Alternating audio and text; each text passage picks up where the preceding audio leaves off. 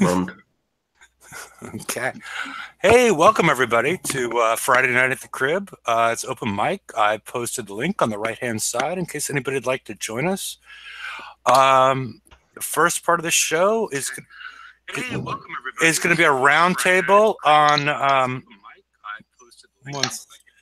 one second. Sorry about that. We're going to be talking mostly about the state of PvP. Where is PvP right now? And how different people have different perspectives on the game. And you guys are welcome to join the show. So go ahead. From left to right on the YouTube screen, we have Venom Games. Hello. Hello. The Earth. Good evening. Inspector Gadget. Stop. Senior Daniel. Well, okay. Disturbed God. Hello. Two Doors. I am here for reasons. I don't know them, but I'll figure them out soon enough. Okay, and you're buzzing a little bit tonight. And the Almighty Spack.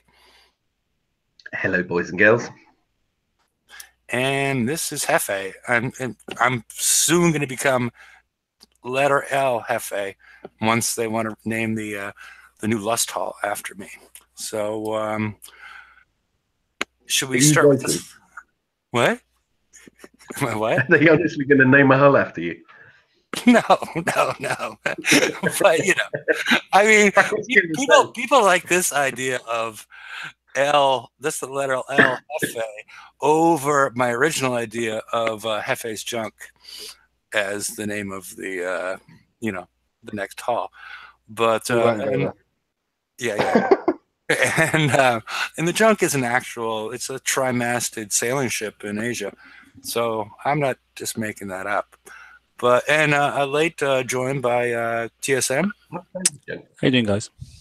Yeah, I think we've completed the British invasion. Yeah. Yes. Not an invasion if it was ours to begin with. As an American, I'll hold out for, just give me your metric system and I'll happily go to your side. I just want the metric system. Yeah, I was more talking about the Beatles than anything else. The metric system is more of a European thing, though. I'm just saying. It's an everywhere but America thing, and I hate it. I personally prefer Imperial. Yeah, pounds and pints. I hate Imperial. Stones and hogsheads. Yeah. Yeah. No, I like pints more than anything. I just like pints personally. But stones is a weird way to measure people. Like, okay, you're If you say to your girlfriend you put on a stone, oh my God, she's like, she's increased her weight by like 20% at that point. Yeah, no, there's 14 pounds in a stone. Yeah. But she's at least increased the dress size by putting on a stone. So yeah, I mean it's for those. It's probably Weight Watchers approved. But let's go ahead and start the slide. And basically the idea of what we're trying to do here is have a round table, like I said earlier, of what the different perspectives on PvP. Some of the people in the group are willing to spend coins to do PvP. Some of them are willing to spend them on PvE. Some aren't willing to. It's just a matter of like looking at the different perspectives in the game as far as. I mean, PvP is I guess we can go across the board. Why don't we go across the panel? Less than 2 words from what is the state of PvP in your mind over the last, especially just the last 3 months, the last 2 to 3 months? What is just 2 words? Can I go? We're gonna get fucking shite out of somebody. I know. I want to go first. Okay, go ahead.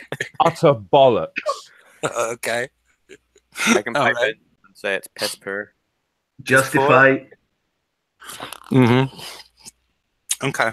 And that's anybody else want to add in Unless I took 3 people's answers with saying just shite, because I'm not sure Well, who says that. hang on. I'll give you a thing, because unlike most people in this group, people might know me from 3, 4, 5, 6 years ago, whatever, when I used to be quite well known for smashing bases and having fun. Now, I came back to the game after a couple of years break, and it was interesting the way PvP worked. Because I've started off and I was level 60, and now I'm nearing on 100 in the space of 3 months. So I spent way too much money. So I've had quite an experience of PvP at the lower level up to now, where I'm starting to play with the big boys again. And what surprised me was at the intermediate level, there is no PvP. You basically just find weak bases you can farm that are a walkover. There is no interest in it whatsoever. And at the lower levels of PvP, this game is broken. It just doesn't exist anymore. Now, the guys at the top level are complaining about the state of PvP, but I'm having more fun at the top level than I did at the medium level or the lower level since I came back. So I can't really give a perspective of how the top level's changed. No one at the top level wants to hit anyone, because anyone with a top level base is basically pretty much uncrackable at this point. I just had someone take me over 50%. I don't believe that, and this is why I say it. I mean, I came top 10 in the global on bounty this time. And admittedly, bounty's a fucking joke. They've turned it into a PvE raid event. And that's what I thought. And I thought, I'm going to have to grind my 60k out. And then with the way they fucked up the targets, I got my 60k really quickly. Okay, what am I going to do for the rest of the time? I'll try hit a few bases. And if you think about it from a strategy point of view, the way PvP is at the top level now, not all bases are breakable like they were at the beginning, but you can find clever ways to break a base. So for the people who play strategically, I think there is still PvP there. You'll get smart hitters trying to hit you and trying to get in your base. And I'm pretty sure someone's going to get in my base at some point. I can't remember the last time anyone hit me. I didn't get a single peek during bounty. But this is the point. You've only got a few people that are smart technical hitters that'll hit your base. You have to really piss someone off to make it happen. So PvP at the top levels kind of died. There's only a few smart hitters going. And let's face it, you can't click to the back of the base that keeps the middle guys happy anymore. Well, okay, I'll tell you what, Padre Prince is probably known as one of the most tactical players in the game at the moment, right? Yeah. And he just failed on my mate Agni's base a couple of times today, trying to take his base apart. And Agni is by no means a top-level player. No, but I've just watched a video of Padre taking down Laredo like he was nothing, so... but Laredo's not a top-level player either. No, he's not. No, but he's got a fairly decent base. He's got all the new toys in, hasn't he? I mean, it's like, there are ways and means. I'm not saying it's easy now. It's really hard now, and that's the point. And you really have to think about it, and I quite enjoy that aspect. This is how hard it is. And you were talking about Agni's base. I got about 75% of it. Yeah, you got real close. He was telling me when it was happening, actually, I was getting a blow-by-blow because he's on a different sector, and he was telling me exactly what was going on. He really enjoyed your hit, as it goes. Was he driving? That's the question. No. No. And that's the point. The issue is it took an hour or so before there was no chance of me getting in again. Like, I tried there, just donated 19 medals for the hell of it. Just to see just how much more difficult it is in 1 hour. That's an important thing to say. At the top level, if you hit a person when they're online, you've got no chance. None at all. If someone wants to drive, then there's no way you're going to get in their base. A lot of the top level players don't drive, though. Well, no, they don't until it's bounty, and then everybody drives. If they don't drive, they're an idiot. They're throwing their own money away. This bounty? I don't drive. Older bounties, but I don't drive. There's no ships in my base that are drivable. I don't drive either. I Yeah, think the it's new just more defenders when our disrespectful to combats, drive. they can. Well, it's not just that. To me, it's the principle. If I've got to drive my guard to keep you out, then there's no point, right? Because I've got to sleep. Do you know what I mean? Well, yeah, exactly. So if, Yeah, my base, it's a if little. my base can't keep you out on its own, then there's no point. Yeah, it's a bit inauthentic. Okay. But again, so is bounty. Well, the thing is, I mean, if you do drive your base guard, all you're doing is just, you know, you're preventing them from getting in. But as soon as you go to sleep, they can get in anyway. Are you better off seeing how it plays out, learning from the hit, and then changing it? You know, it's just it's pointless driving, completely and utterly pointless.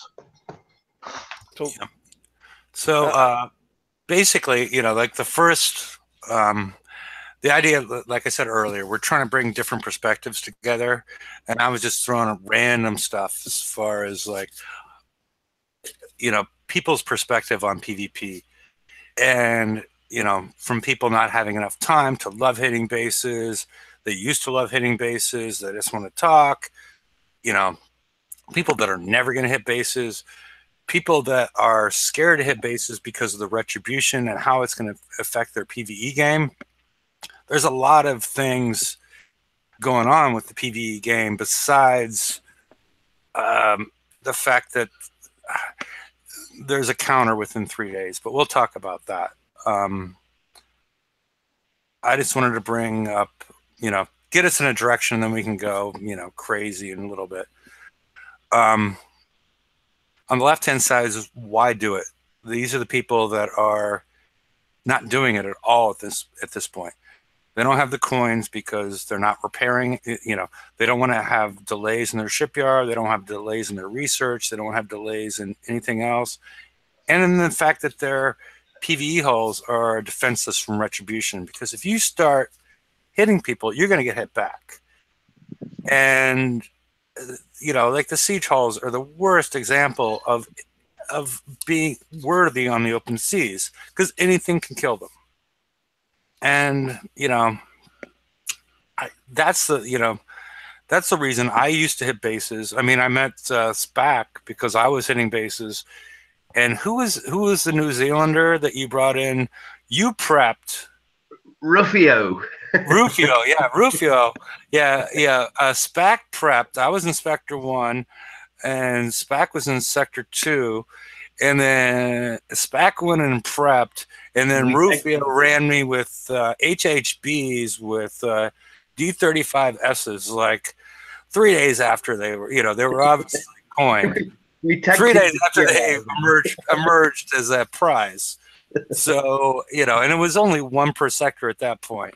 So it wasn't what you were expecting. And then, as I recall, you know, it wasn't too much long later, because we weren't like immediate friends, because then like Snowman, who was friends with me. Oh, Snowman's awesome. I miss that guy.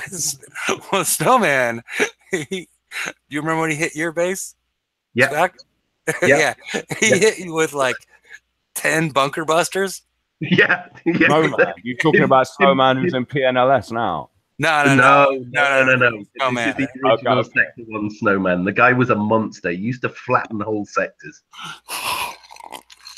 He would throw coins at it. There's only 2 people in this game that have literally bunker busted me to death in my base. One was Snowman and one was Will Harbin, and he doesn't pay. So yeah, the guy was a pretty big coiner at the time. Today he'd be nothing, but anyway.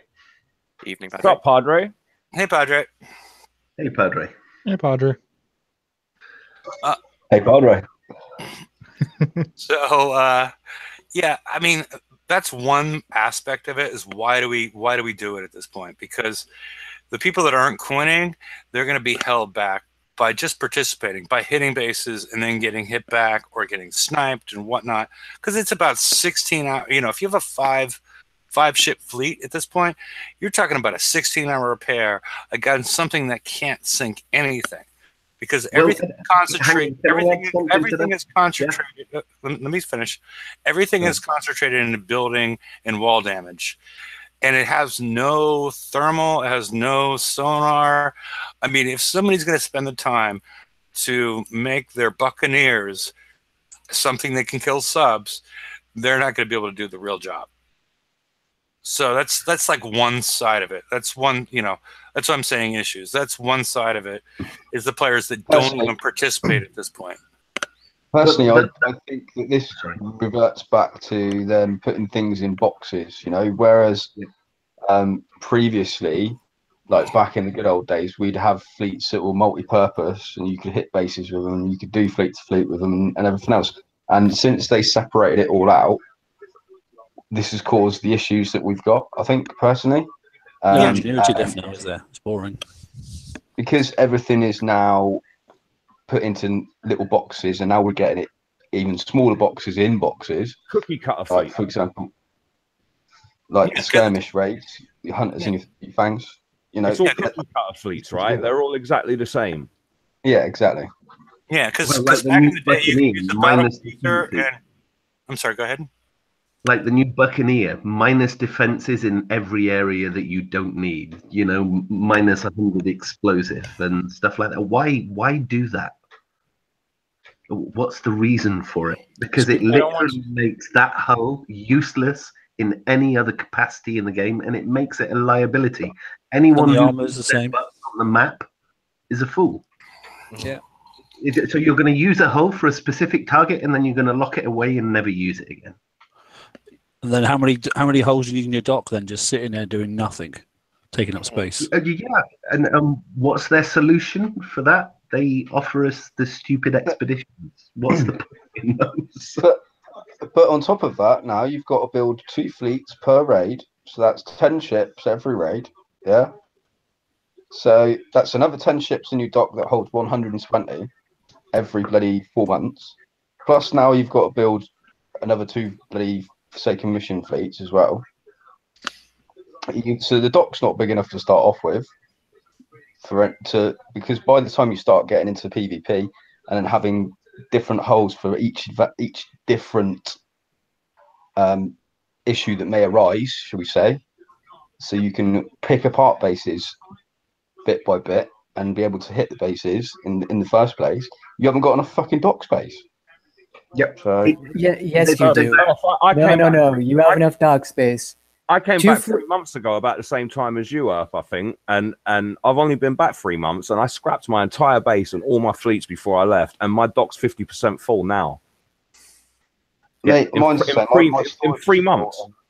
And I'm scrapping ships now if I need to build any more. So, this is another thing that's going against PvP as well, because I might want to have 2 Rits that are built out for certain bases. I might want 2 Rits that have got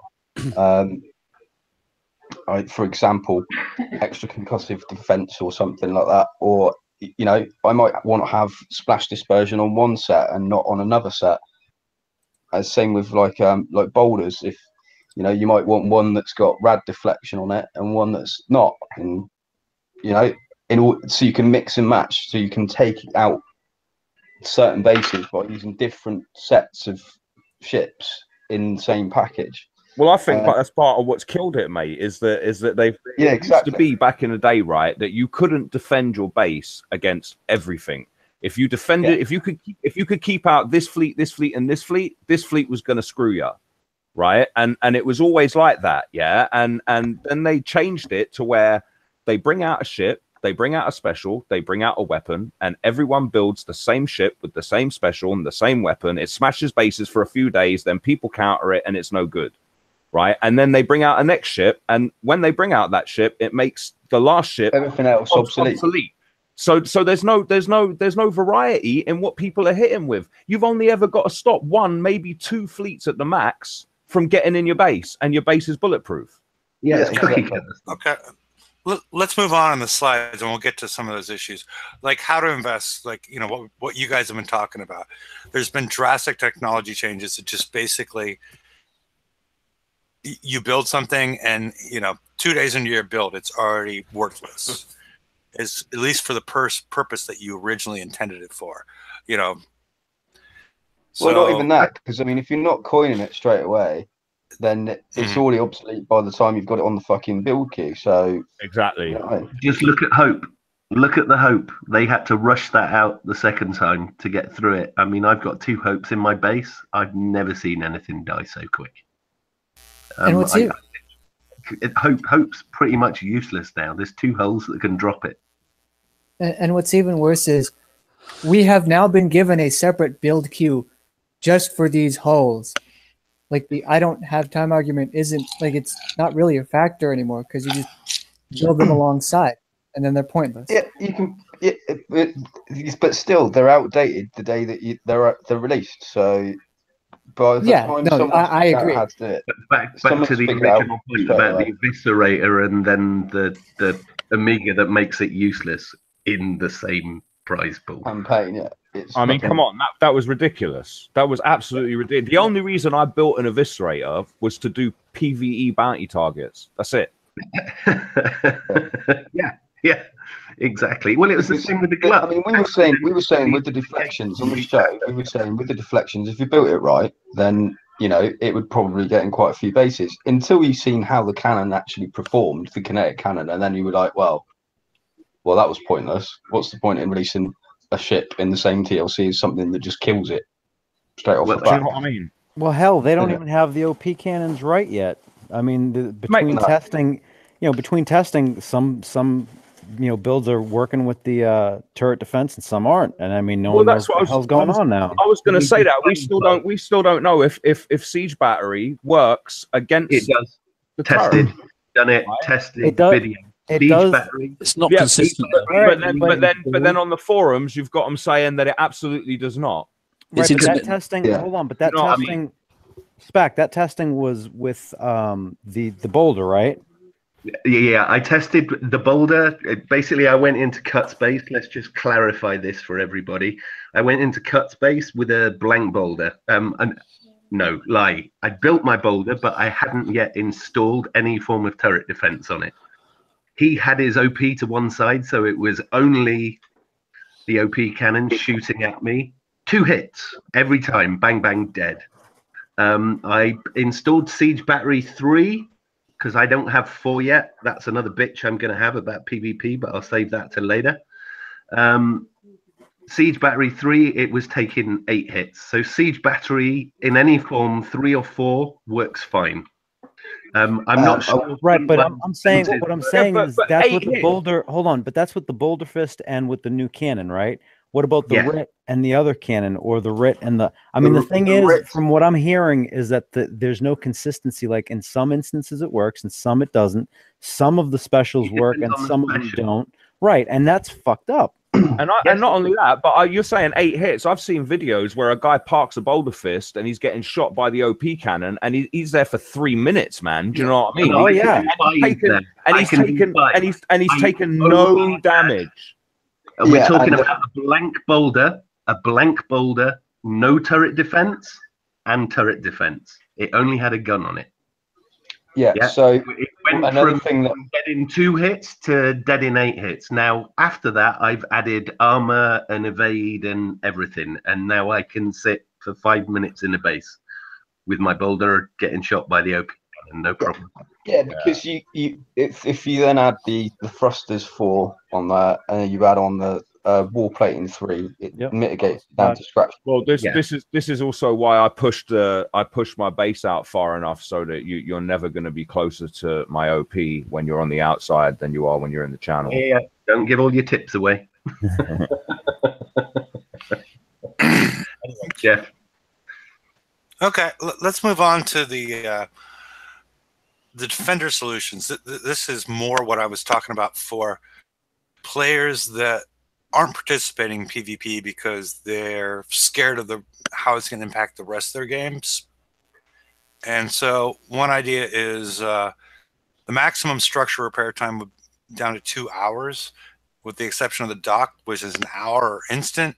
I think this would work well and make bounty work better, because Spac or who else was around back in the day, I think everything repaired in about 2 hours. All your towers repaired in 2 hours originally, and they just been adding time on to it afterwards. They weren't bang. It was like a few coins and you get your base repaired. And if you do that, And this is what I don't understand. Their logic, they haven't quite thought it through.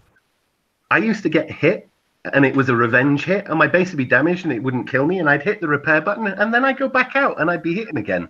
I just got hit. My base went down to 50%. What am I supposed to do for the next 8 hours? I pressed 17 coins repair, which I did because Venom kept on poking me. But anyway, I either press my 17 or 20 coins repair, or I don't hit. So this is what I'm saying. At the intermediate level, people who don't coin heavily aren't going to PvP.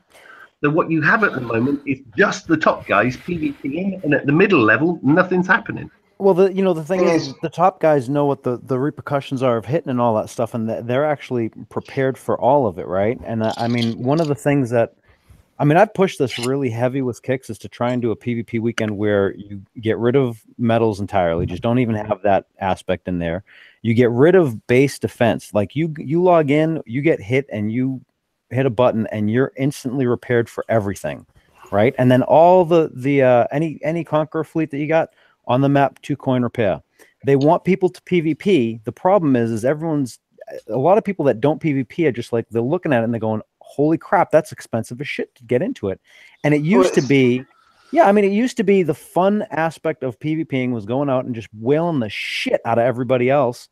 We would have how many fleets on the map? I mean, I remember we would take, 226 would go into 225 with like 70 fleets, and we'd be hitting bases and fleets and I mean, what the hell? The weekends, it wasn't uncommon to see 300, 400, 500 fleets in 2-3 sectors with everybody bashing everybody, and it was great. Yeah, but the thing is, it wasn't as expensive as it is now. I mean, what the hell?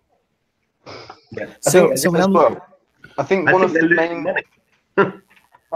main issues with like the mid-level players and PvP is that it is the base repair time, because they're losing 8-9 hours on something, just out of the game. They can't do anything else other than just do.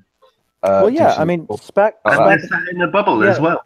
It's great. I'm sorry. I just got to say though, I like what they did. They're going down the right road with the repair time on the Eviscerator. I just got to throw that out there.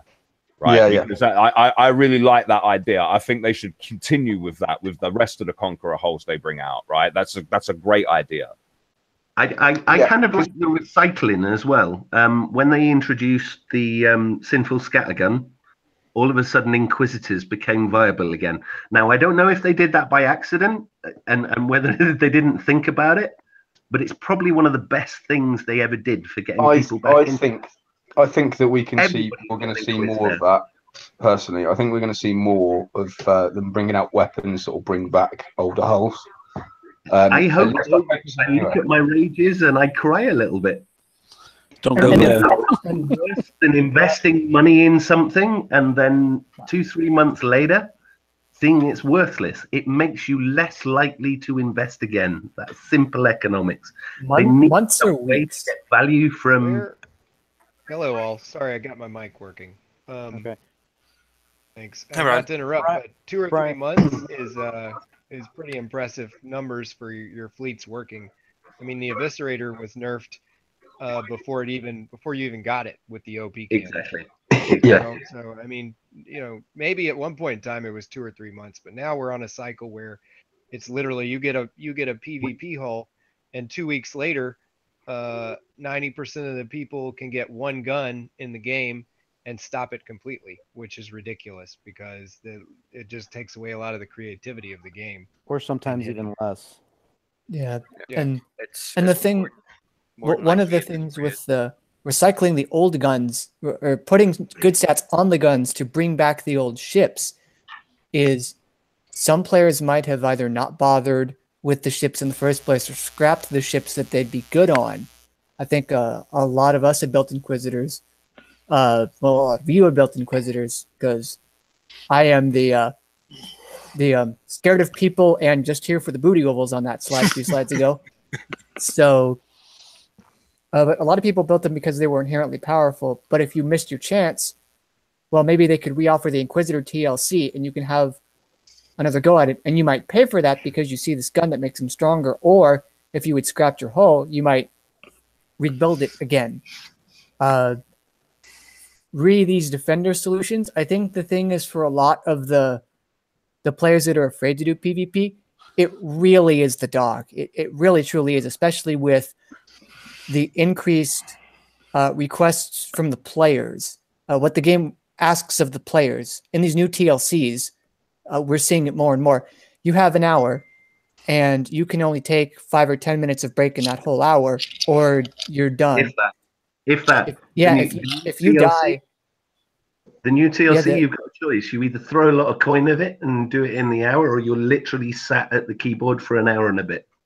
Yeah, that's why they do it. They do it to stop you from doing it coin free, right? Because if you had an unlimited time to do it, you'd hit, and if you lost your fleet, you just go and slow repair it, come back and do and carry on with the campaign. The way they've got it set up, you have to coin. But they've already done that.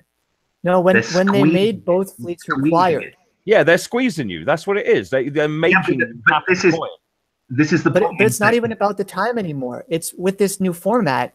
They made both fleets required. You had to have the Fangs for 1 through 6, and you had to have the Hunters for 7, or you were dying with every ship that you encountered. So that's another.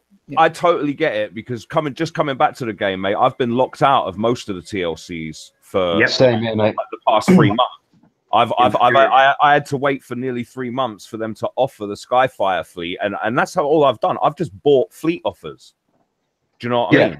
That's the only way that I've been able to get back in, is to just buy the fleet fully fitted and fucking run with it for as long, because it's always a shit build. It's always a shit build. I always have to refit it, but it will just about get me by. Do you know what I mean? So I can just refit it slowly. But that's asinine. That is asinine in and of itself. They should have this shit. Look, they're essentially locking people out of the game, right? And if you want someone to pay you money, you want to give them the opportunity to give you money. You don't lock them out and go, fuck you, you can't do this, because you know what? Tough shit. We didn't offer any TLCs for you, and in a way that you can do it. Now, speaking of locking people new out, players aren't coming in. You're losing the middle-level players, and there's a smaller and smaller playing pool. All the metrics show it. They've gone from 2nd in the Facebook earnings to 13th or something like that. Honestly, if I hadn't been prepared to buy fleet offers, if I was not in a position where I could afford to spend $100 on a fleet, I would have walked away again. Would you have spent $100 on rages? Dave, it'd be worse than that, mate. You don't know. I don't own rages, but yeah, I'll buy like a Skyfire fleet because I need it to get titanium. But if I hadn't been prepared to spend that money, if I'd have had to just wait until I could have earned that fleet, I don't think I'd have stayed around. But Dave, it's worse than that, isn't it? You wouldn't been able to stay, mate, because you wouldn't be able to compete at all, and that would just frustrate the crap out of you. Not even compete. You can't even get the stuff you need to play. Do you know what I mean? Like you know, when I first come back, it was like you need to have uranium, you need to have base parts, you need to have titanium. And it's like if you're locked out of all this stuff as well, you're falling behind every time there's a TLC, a tech up TLC, and everyone's getting nuke accelerators 2 and speed 6 and this, that, and the other. You can't get it, and it's not because you don't want to get it; it's because you haven't got the fucking shit that is required to get it. Well, as well as that, you know, I think that in the FM, because I think that most people can at least now get in and do the FM. I mean, we've chucked enough videos up of tech from like, you know, over a year old that most people have got to be able to do the FM for free. So you know, why not start putting some of the charged armors in there, at least for like the older stuff, like the corrosive, the explosive, and the missile charged armors in there. They keep saying that. Go ahead, they're all fucking they're all class restricted, mate. They're all class restricted as well. That's the problem, right? Why? They keep saying they can't put in limited armors. I don't believe them for a second. They've put in limited turrets in the FM before. Considering that this template is like the raid prize format template, I do not believe you if you were to tell me that you could not put in the ability to buy up to 5 charged decks in tier 4 for 3 million a pop. They can do anything they want, mate. They can put anything into the game if they want to. Do you know what I mean? Look, I don't believe that they say that. And there's our TLC out for defensive art. So if I may get back to what I was trying to do a while back, dock repair. The thing is, if your dock gets blown up and your fleet's damaged, you can't go back and repair. You time out of the TLC. Or if you are a casual player where you have an hour or two to play a night and you get hit, even just before you get on or half an hour before you get on, you can't play for that time. And then it's like, well, that shot, unless you want to pay. And that doesn't feel good. It's like, oh, I'm being charged 50 cents to play because some other person hit me, and that's how the game works. I mean, I play another casual game where you can just pay a trivial amount of in-game money and go back to playing. It'd be like if the dock repair, if you could instantly repair your dock, if you paid like 5 million of each resource and a few thousand uranium. Like, that's not hard to get. You can go out and get it. If that were to happen in this game, that would drastically change, and I think that would get a lot of people happy because they'd be able to play more. Dock should always have been instant repair. I mean, they were talking about that years ago back on Battle Vortex when it was the only show out, right? And they were like that for a little bit. Dock should always have been instant repair because it makes no sense when you want a game with people engaged in it to lock people out of the game. Like, they haven't even been on the game. They've come home from work. Their base has been hit. Their dock smashed, and they can't play unless they coin. Right? That makes no sense. It's not going to drive engagement, is it? Dave, it's a bit worse than that. To mine and Big Ben's original BPC thing that we had going, which was save the dock. People, save the dock. So smash the base, save the dock. Yeah, I do recall. I still do that. I remember that, actually. I remember for a long time going in, especially for alliance points. You go in to get alliance points, and like a lot of lower guys would put their dock outside their base. Yep. And you just kill everything and leave the dock. Do you know what I mean? Yeah. Well, I leave the dock and I leave the shipyard as well. If I can get away with not hitting their shipyard, and because build times are fucking long enough, they don't need me going in just after they've gone to bed and then putting their ship build back by 16 hours by the time they get back on from work the next day or whatever. I hate that. Man. I hate that. That's why I moved my 2 shipyards inside my base. Yeah. So I'd just it's one of those things that I think it's just polite. If it's in the way, then fair enough. But if it's not and it's out of the way, then I'll just leave it. I won't. I'll always take it. There's so many people that snipe you coming out of bases now. I go 100%. I leave the battle early and I leave hot. I just let it time out. Yeah, I was going to say, you can just let it time out. Just go sit in a corner and let it time out. Well, yeah, you can do that too. But yeah. But you're evil. Yeah. I am. If the buggers are sniping me, I'll just steal the dock. If I know there's someone outside. Oh no! If they're sniping, don't even hit the base, mate. Go in and rocket their LP and dock every 2 hours. Yeah, I love doing that. That's great. That's another I mean, the whole sniping thing is a whole different issue that actually is kind of soured PvP, because PvP isn't really PvP anymore. It's really base hitting and sniping, because they've fucked up the balance so bad that you can't have, like back in the day, you could actually have a fighting chance if someone sniped you outside. Right, you could build your ship good enough, or your fleet good enough, where you could hit the base and be able to defend yourself if you got sniped coming out of the damn base. Especially when we used to have the attack button, right? People would spam the fuck out of the attack button. Now you come out and you're fucked. If you get sniped, you're 9 times out of 10 fucked.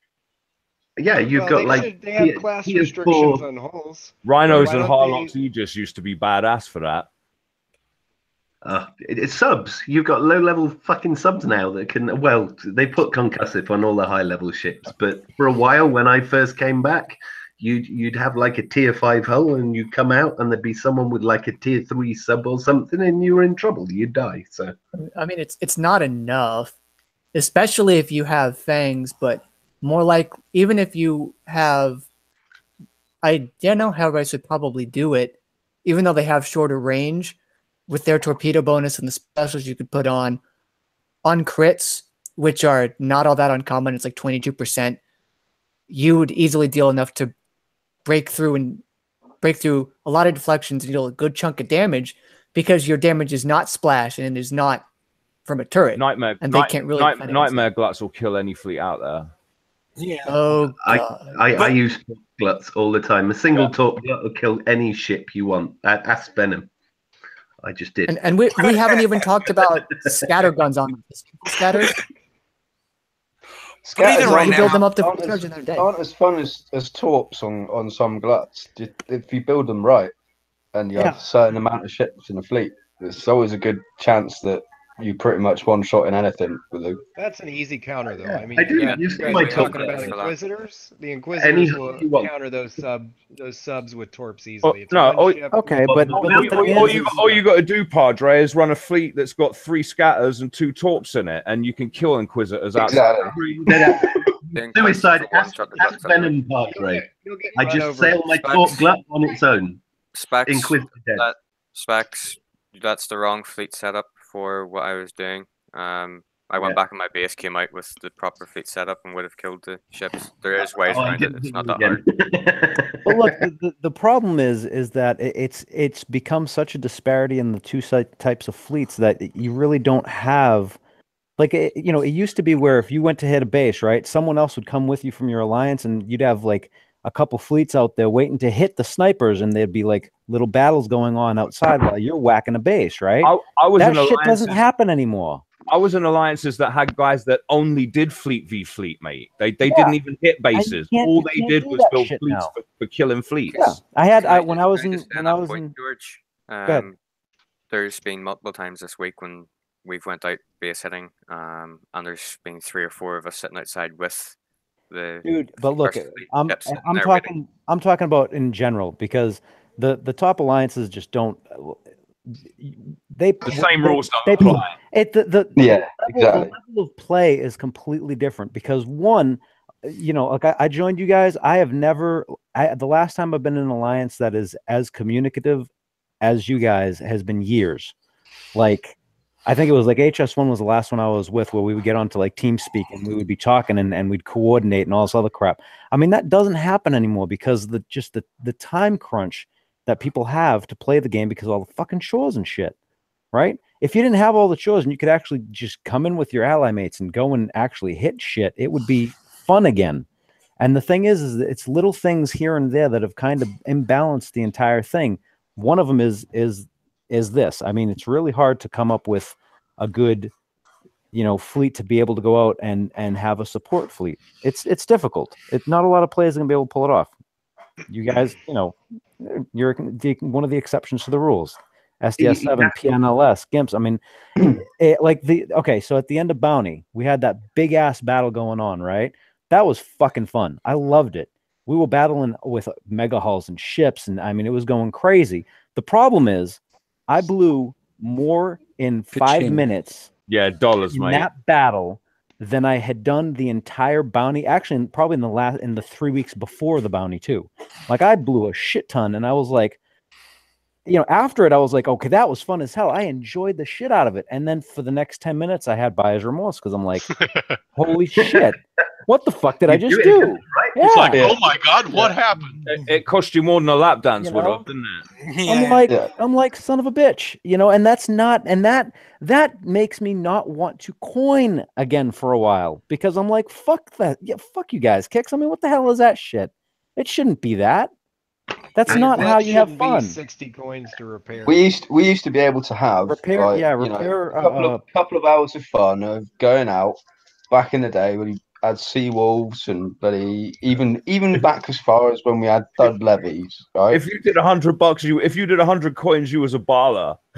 Yeah. You know what I mean? And we used to be able to do it for about 6 hours fucking straight on 100 coins. And it's just well, that's why I'm pushing. That's why I'm pushing for that damn weekend. Now it's like 200 coins, and you're like, what the fuck? Yep, that's why I'm pushing for that weekend. I think if they actually take up that challenge and do that weekend, and it's like 2 coins, and you can repair your base or whatever the hell base are you using, 2 coins, no repair for your base defender fleet, no coin to repair your base. I can almost guarantee you, like, every single person that wants to PvP, does PvP, or is curious about PvPing is going to get the hell on and try. Yeah, George, you're sneaking ahead in the slides, and I would like to advance the slides at this point. Does anybody disagree with any of these things? I know some people don't understand dedicated base patrol queue. That basically means that you can repair something else and the base patrol at the same time. Yes. So your base patrol, as opposed to being half repair, it can stay as half repair, but you're not interfering with any other activities that you're having, because a lot of players are having the issue with, okay, I'm going to go hit players, I'm going to get hit back, but you know, the stress on them as far as trying to get things done for the PvE stuff is so high, they don't want to do it.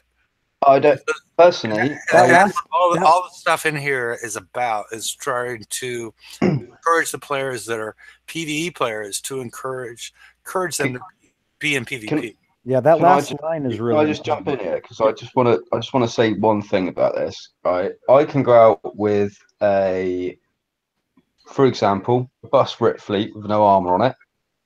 All right, and go and smash 50, mid-level bases for less than 5 coin repair.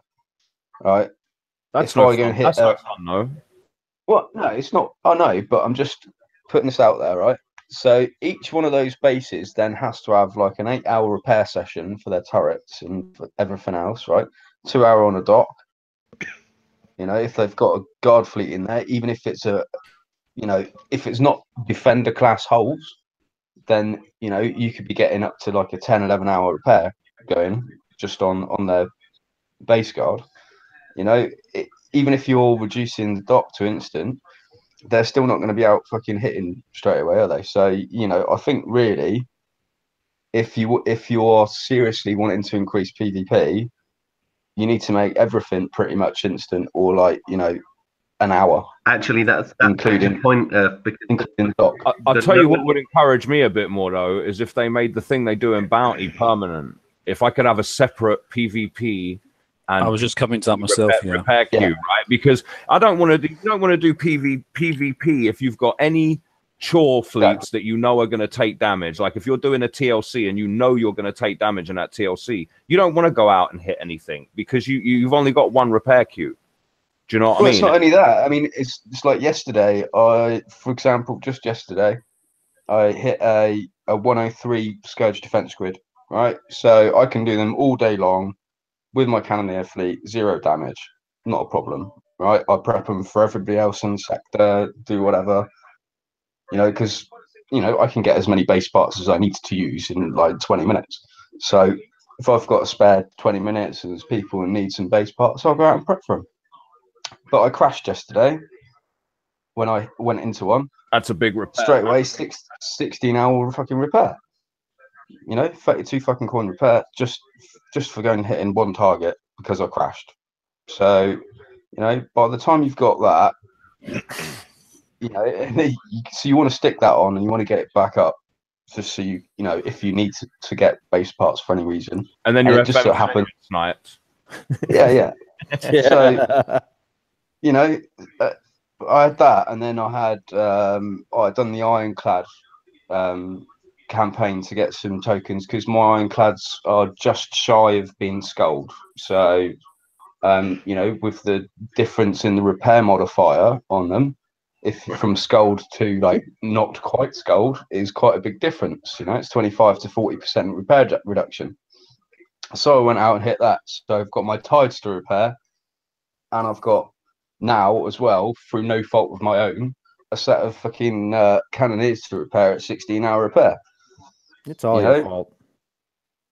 Yeah, so it's all my fault. It's your computer, dude. Did you clear your cache? It's my connection, man.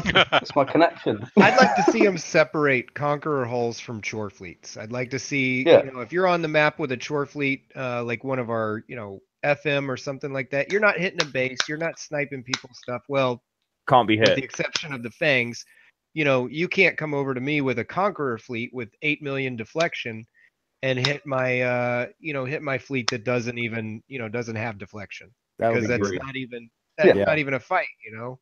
I've also that goes back to the whole damn balance between. It's not PvP anymore. It's really just base hitting and sniping.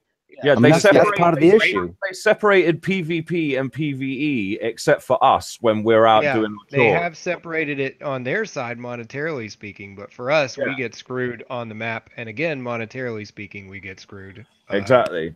At the bank. I also think they could do something to where hitting could be restricted even to like OP level. Because I see a lot of lower players that just get killed, and like you're saying, you know, it takes their base forever to repair. They don't want to get out and play anymore because, or even just a medal level. Put it on a medal level. That's actually, it wasn't even that. The one that we pushed before was doing the OP. Like if you have a tier 5 Conqueror, you can't hit anybody that doesn't have a tier 9 or above OP. If you have a tier 7 Conqueror, you know, you won't be able to hit anything below an OP 10. I mean, that's been brought up. I've just not heard anything back. I mean, I don't know how hard that would be. And again, no, dude, it wouldn't be that hard because they do it in Vega. They do it in Vega already, mate. If you've ever played Vega Conflict, you can't hit it. You the bases you can hit are directly related to your fleet level in Vega Conflict. Oh, see, that's good. I've learned my lesson with Battle Pirates. I never tried Vega. Well, I went into the beta, so I found that out. But I've got a base in there that I never use. But basically, if they're already doing it in one game, it can't be that hard for them to do it in another game. Yeah, jumping over to Vega as well. You're assuming they can do things in this game properly. No. They can't, can they? I got a 2-hour recall on a fleet earlier. That's been around since the relay towers first dropped. No shit. You know what I mean? Only 2 hours. I had one for 9 the other day. Yeah, I got lucky, man. You got to remember that the guys coding now aren't the guys who wrote the code 7 years ago. Well, that's true, but that's not my fault, though. So why am I? No. But you got you lost Eric Foley, who was basically a savant when it comes to programming. I do some work with him now. God knows what he did 7 years ago when. You can't change stuff like that because you've seen what happens when they try to change stuff. We lose the game for like a day. Yeah, there's been a huge lack of institutional memory. There's a massive memory leak at the moment. Yeah, well, that memory leak, but institutional memory as far as why they did certain things at certain times, and that's been huge. You know, that's what we've been bringing up is the fact. What does garrison class mean again, you guys? No, it's not even that. It's just but it means a dead fleet. But what I'm talking about at the very top, as far as maximum structure repair time is 2 hours, that's what it used to be. And then they just kept on increasing it. You know, now you got a level 5 tower because that was, you know, you only went up to level 4, and so every time they increased it, they just added time on, as opposed to making that the maximum and then bringing everything prorating thing below it. Yeah, and bring it all down. Yeah, that's what it should be. Yeah, it's the same with researching each level. Every time you step up a research level or the new things come out, anything else should be fucking lower. Same with the build times and everything. Ben, what about building walls? The walls are the worst. The most stupid thing I have ever seen in this game that they had to break on us.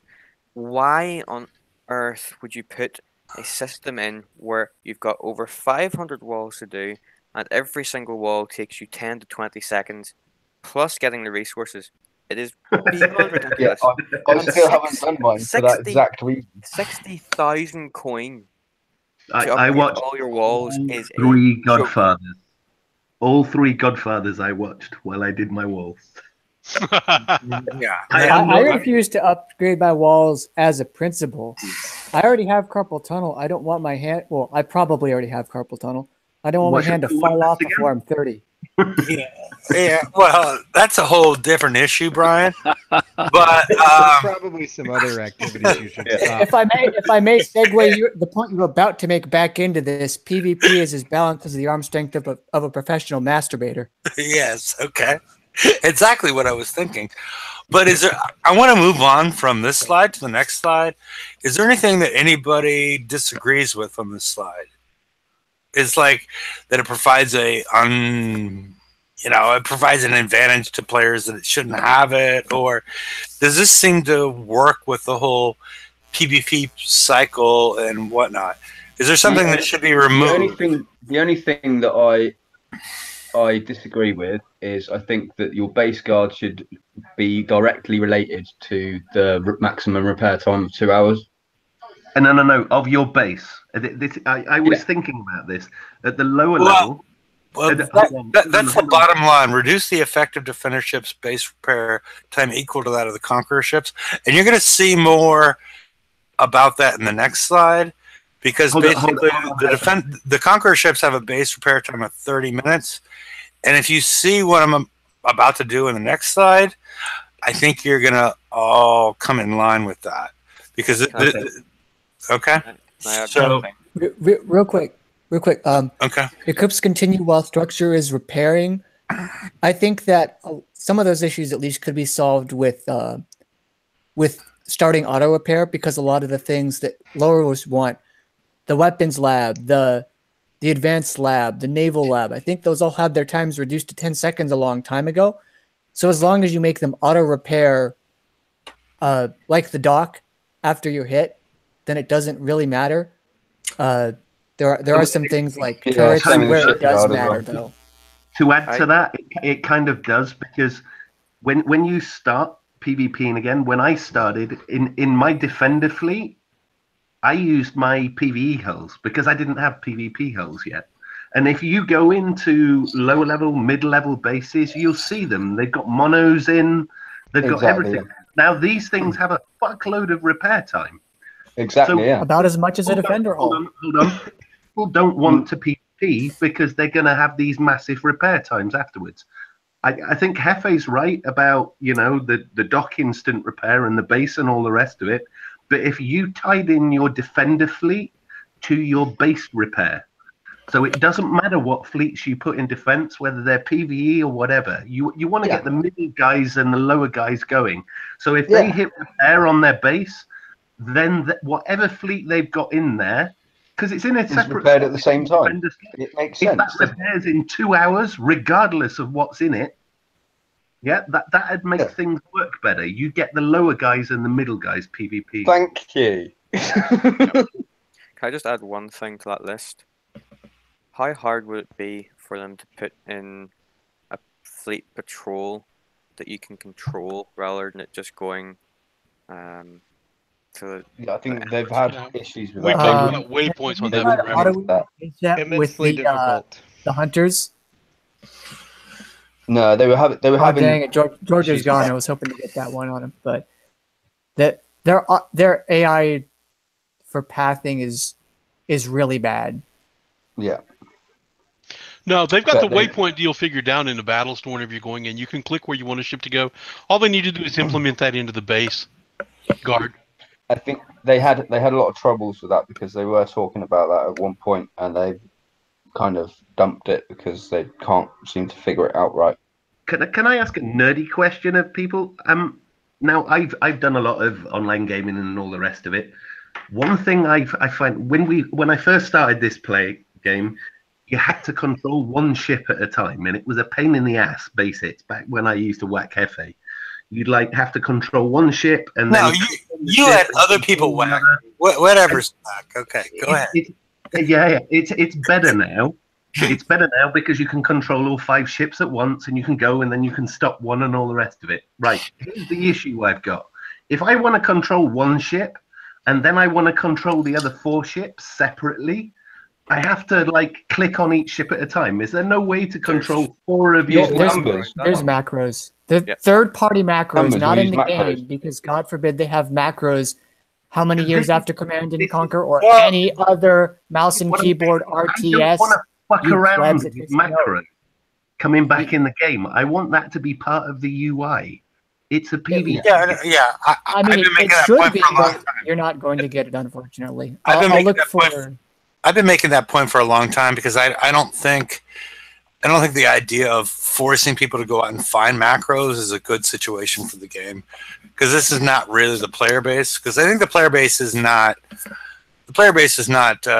22 to 28 in this game. I think the player base in this game is 30 plus. I mean, my days. I'm thinking 40 game plus. is done. Yeah. If you besides Venom, the rest of them, yeah, 40 plus. If you remember, so I'm 40. And Brian looks surprisingly young for his age. But as my mother says, you're as old as the woman you feel. Yes. Age is just a number. And how old was she? 19. I don't know. I never felt that. Anyway, yeah, no, you need macros, and it's a real shame. Are you familiar with what's known as the Orc Fleet, the Inquisitor, the Incinerator, etc.? If you're familiar with that fleet was incredibly difficult to drive well. They tried to make a whole one of every type, but if you put them all together, like they each gave separate buffs to each other, and it was really weird and supposed to be powerful, but no one had the manual dexterity and the time to plan to do it well. So that whole thing got shot. And that was a fleet that was released in the last year, wasn't it? Last year and a half?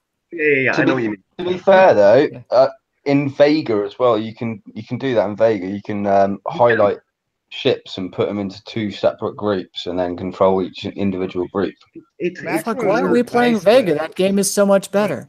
Well, if they didn't obfuscate the code, I'd do it for them. Yeah. I don't use macros. I never have. I'll use the number buttons. I've used the number or the arrow keys. Just you got to get quick at it.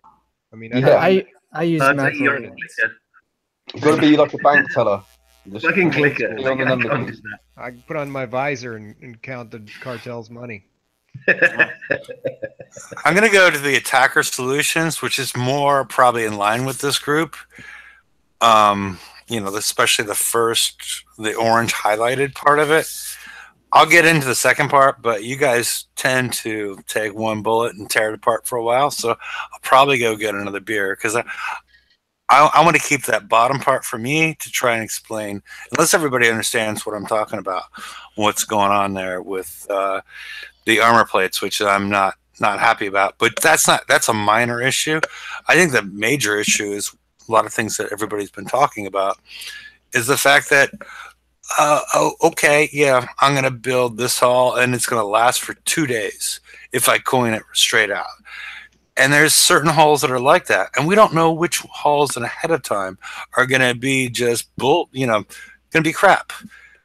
I mean, and that's more of that's the main issue as far as I think the guys that want to coin.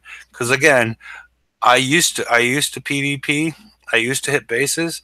I haven't done it for a long time. I'm more of a defender player because it's just not. It's there's too many bad investments to be made. I mean, there's certain ones that are, as I call them, GDR approved. If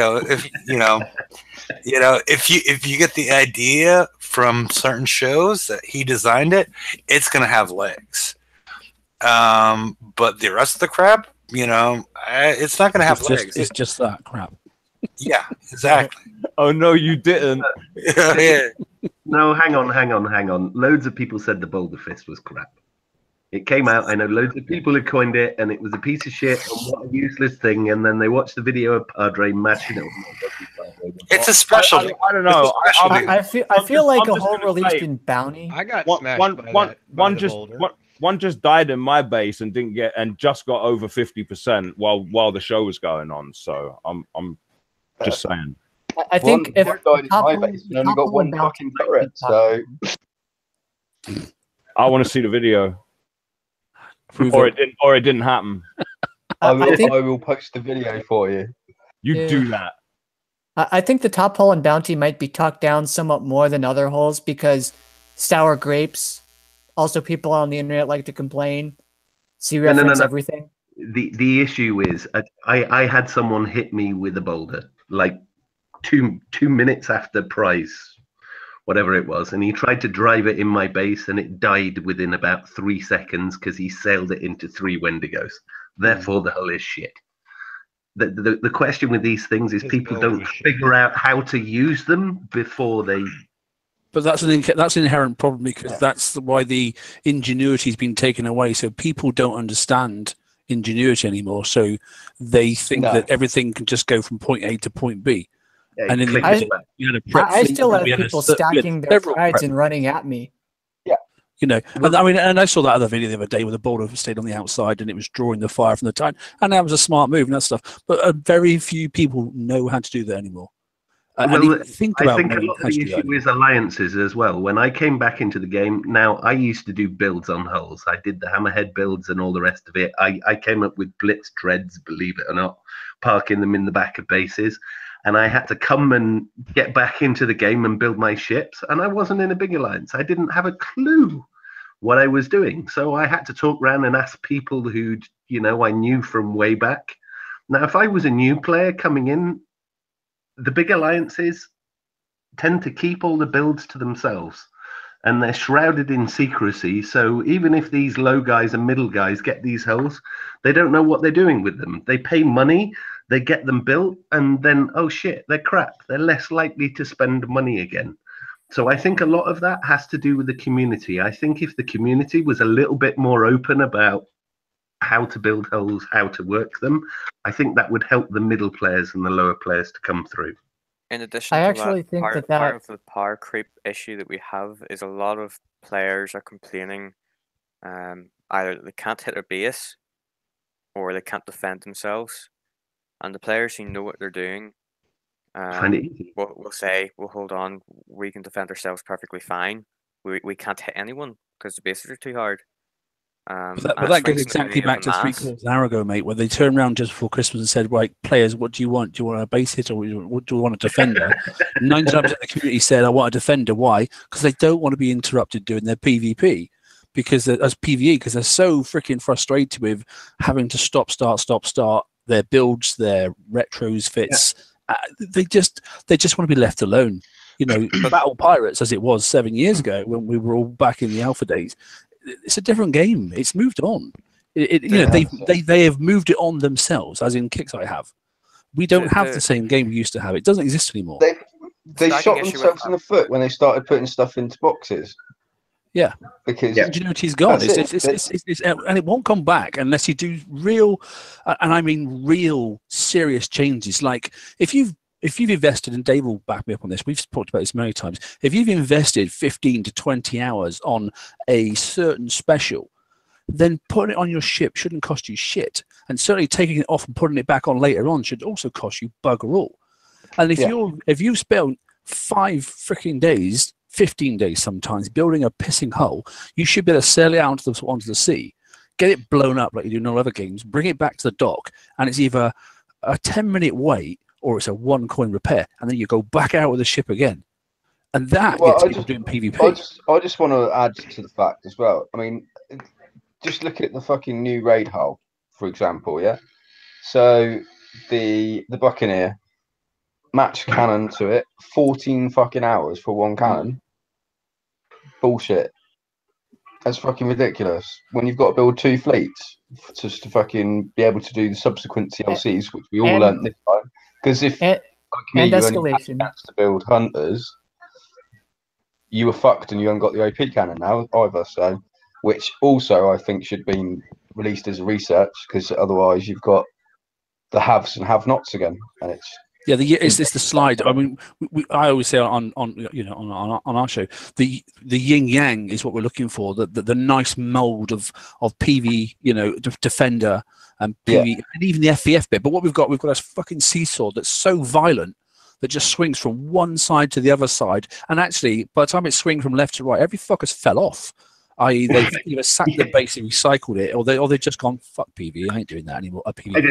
Going back to your point that you said earlier about refitting, it shouldn't cost anything to refit. I think a clever way they could do it, if you invest time in a hull and you build it and you think, shit, I need to change this special, I need to change it. You've already got 1 special on there and you want to change it with another one, that should be for free. The build time. Hang on a minute. I hate to keep coming back to it. And if they do that, people will be much more willing to invest to begin. Well, I hate to come back to it, but they kind of learned their lesson with that. And in Vega, when they released Vega, if you change out a special, it don't cost. It doesn't cost. Yeah. It costs whatever time you put in gets taken off of the change. The initial time, yeah, exactly. Yeah. So you're upgrading instead of replacing. Yeah. You're swapping out. I mean, there's so many games. I mean, I play a couple other games, that sort of stuff, where I'm waiting for things to happen in Battle Pirates just to pass the time. But I can go out in a certain car driving game and fight on an arena, and actually I go back in and I have to either literally pay the equivalent to a 30-minute time section, which is like equivalent to 1 coin, or I wait the 36. So the non-coiners can still go, well, I'll go make a brew, 30 minutes, I'll come back and have another battle. But the coiners can go, bang, I'm straight out again. Thank you very much. Instantaneously. And out you go. And I mean, forget the bit about just in that bounty the other day, there was a tiny little bit of FVF going on because there was mega holes there and people were sniping fleets. Great fun. But FVF used to be bollocks to PvP. FVF was the beast of the game. Before we had alliances, before we even had a huge amount of base hitting, fleet was massive. Yeah, sector versus sector. It used to be fucking hundreds of us sailing to the next sector. Yeah, hundreds, literally entire sectors versus sectors, and we used to all do it. And it used to be, go to a certain location, try and hide, and then sail across in a big mass of 100 boats at least. Even like during the Blackwater days, when when they disabled bloody relocate for fucking like a year, we got stuck in one sector and that was it. And we used to just all gather together. I mean, I was stuck in 248. We used to go up to like 247 or 249, and we literally just used to go, right, that's it. Everybody set their alarms for fucking midnight, and then we'll go down there. Everybody up for this set time plus or minus wherever you are. And we'll go down there. Yeah, and this is where we'll meet. And we used to like set out a point where that's where we were going to meet, and then we'll meet at this base, and then we'll all just sail down there. And if you got beat, you run back and grab a fleet and go, right, I'll get here as quick as I can. And sometimes, I mean, I know these sail times were crazy, but you set one off and then you go, right, 10 minutes is gone, I'm going to set the next one off now because I'm going to have 2 battles on there. Yeah, exactly. Yeah. Used to take ages to get anywhere, didn't it? but with the portals now, it's even easier, Yeah, and the thing is as well, is by the time you'd sent your 2 fleets down, if you got 4 fleets ready to go for FVF, right, you'd send 2 fleets down, have your battles with them, they'd get back by the time the next 2 got there, and then they'd be repaired by the time the other 2 got back, and you'd be away. Yeah. Oh, you'd want to be finished your second battle before your first got home, so you could glitch. Yeah, you cycled them through. Yeah. We didn't have the long ride home either. It just went back. There was no portals then. No. I mean, that's the trigger for that. But yeah, but I honestly think, and partly it's been mentioned already, if you're going to have, and the metric's already there for it. So in Bounty, you've got a separate repair queue for the PvP stuff to the PvE stuff. Let's leave that in the game permanently. That makes sense. Let's have the capability then to switch things out for absolutely sweet fuck all, and let's go out onto water. Let's have a battle because we spent 2 weeks building the goddamn thing. We have a PvP battle. We have a bit of FVF. We go back in. We wait either 30 minutes or it's a 1 coin, and you're straight back out again. You're not interrupting people's PvE stuff, and then you can go and battle all freaking night long, and everybody could do it. But I think you've got to limit it then, because you've got the PvE versus PvP. You need to literally draw a line in the sand saying that you cannot hit a PvE. Yeah. Sorry, and that division needs to happen as well. Because, but then don't build raids and don't build TLCs. Be very mindful then as developers. Make sure those TLCs tailor then that you can't cross that party line. Yeah, and I think as well that too much sometimes that stuff. Subs shouldn't be able to hit fucking any chore fleets either, because that's just bollocks. Really. Yeah, the new skirmish fleets that are supposed to be sub-hunting trash. Yeah, I mean that's a metric they have to sort out themselves and put things back into their proper boxes. But then I mean, where do we take that? I mean, going back to when the first HH came out and that sort of stuff, and we had the multicolour one and that sort of stuff. Where do we take this then? Are we taking away ingenuity, or are we going to say, right, no, stay down the lines, but actually do them properly? I don't know. Yeah, well, this is it. You either go back to the way it was, where you can and we can do anything with anything, or if you're going to delineate between the two, do it bloody properly. Yeah, so and then you don't scare off. Actually, in all honesty, 98% of players are scared shit of hitting a base because the comeback. And I noticed it the other day because a player went and hit, I think it was a Gimp's Mega, and basically within 10 minutes, his whole alliance was wiped out. Great fun for Gimps. But, we had level, and I saw level, 155s going and hitting level 50 bases. Fucking pathetic and pointless. Because that guy there, his raid was fucked. Yeah. Did you guys have enough? Lost everything. No, sorry, in the bounty. But he couldn't do anything. I mean, some were taking part, some weren't, and stuff. But the point is, great fun. Oh, you don't touch us because we're the super alliance and that sort of pish. Yeah, I used to do that 6 years ago. I find it boring as fuck now, personally. I don't do it anymore. But for those that still want to play the I'm a hero stuff, that's great. But you've just absolutely, you've got your 2 minutes of glory. But actually, you've probably pissed him off, and he'll just probably sack the game and move off. And we need those people. Yeah, we do. At the end of the day, if you're pissing everybody off all of the time, you ain't gonna have no farms. And at the end of the day, it doesn't matter who you are, what alliance you are, to bring those people through to get to that top level, they need to have the farms there in order to get there. Carnivores, but that's not the player's responsibility, Irv. That should not be the player's responsibility to do that. The player should be able to hit anybody. It should be kickside figuring. But with that repair metric that I'm talking about, Heffy, that would work though, because even if that guy got smashed, you go, oh look, there you go, mate, don't do that again. You've just pissed him off. But do you know what? Click, or wait my 30 seconds, and my full base is fixed. 30 minutes. Sorry, I'll go and get a brew, come back, get a beer, whatever it is. 30 minutes, my base is all up and running again. I can crack on. The game would be mental again. It wouldn't take nothing. Okay. Did you guys have enough time to? I mean, I thought you guys were gonna stew on this. No, I mean the repair efficiencies are just a pain in the ass. You wouldn't need a repair efficiency. They made an instant coin. No, that's not what I'm talking about. The first two bullets, as far as the power creep associated with, basically, you're spending money or you're spending time or coins to build a Conqueror or Defender that is basically wiped out within like 3 days. And that's what the first two bullets were about. The last bullet I wanted to explain, if you guys are done with that part, because I thought you guys would spend a lot of time with that, because I found that to be brutal. No. Hang on. Yeah, I'll bitch about that one. Right, you have to understand it from a financial point of view from Kixeye. They want you building new hulls all the time, and they want the old hulls to go out, so you're forced to build the new ones. Simple logic, that's business. I understand it, but to go back to the economics of it, what they don't realize they're doing is they're undermining their own business model. And I will bitch about it again.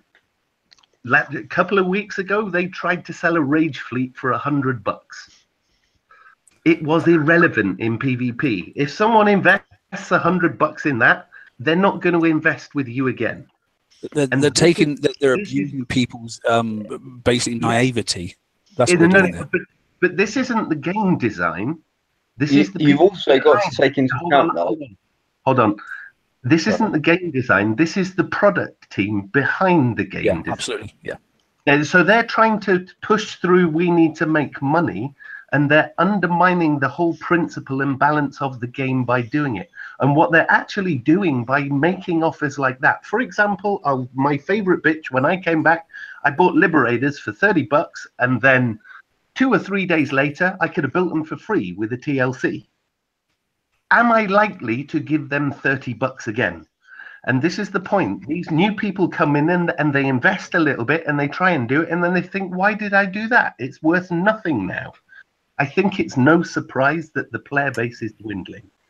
Because of the product issues behind the game. Game design is one thing, but they really need to look at their financing and their offers that they push through, because it's like they don't even understand the game at all. There is that. Building on that, I think you can have it one way or the other. You can either replace the fleets frequently, or you can continue to have high repair costs. I mean, if they want to make money, one of those two would need to stay. However, you're going to drive players off. Because if I'm always building and always repairing, that's why people put, FU kicks or change their base to a $sign and it's dead and that's all you see, because that's all the player base is seeing is them wanting to make more money. They're not seeing them create a game that's fun for the entire community. Which I don't mind spending on repair. Can't they this is just my opinion, but why can't they just go, right, all right, so we'll bring out something that on the defending side that then makes us have to refit one of our hulls, for example, the Rit, right? So now we've got a stupid fucking OP weapon that's doing far too much damage, which basically makes anything more obsolete other than what the last. I'm sort of waiting for a flagship for the Rit. That's what I'm waiting for. Do you mean like the missile? I'm not saying that. What I'm saying is, why don't you make it so that you can, like with the Inquisitors, just have a weapon that will then bring that fleet back into the game a little bit, still have those weaknesses, and stop forcing this fucking massive swing constantly all of the time. Because that's what's fucking it up, is this massive swing from defense to fucking attacking, and then it's back and forwards all the time. Just find a balance in it. Realize what they're doing though, Earth. This is the point. It's like you should not be able to kill a king with explosive. Oh, but air fuel munitions. How old is that? 2 years old? 3 years old? I can stack those. Yeah, but that's and we've said that many times. Brian said the same thing. That's 1,000. But that was old, and Brian will admit that was old. Because I can go on to the next slide. Except for I want to get rid of. I want to get rid of the attacker solution because we have a whole list of issues. Hefe, just before you do, mate, just one thing I want to say. Look, it's the old thing. Make it fun, they will come. It's as simple as that. Yeah. You think of the game in terms of when glitch. That's what I have on my match profile, but this doesn't always work.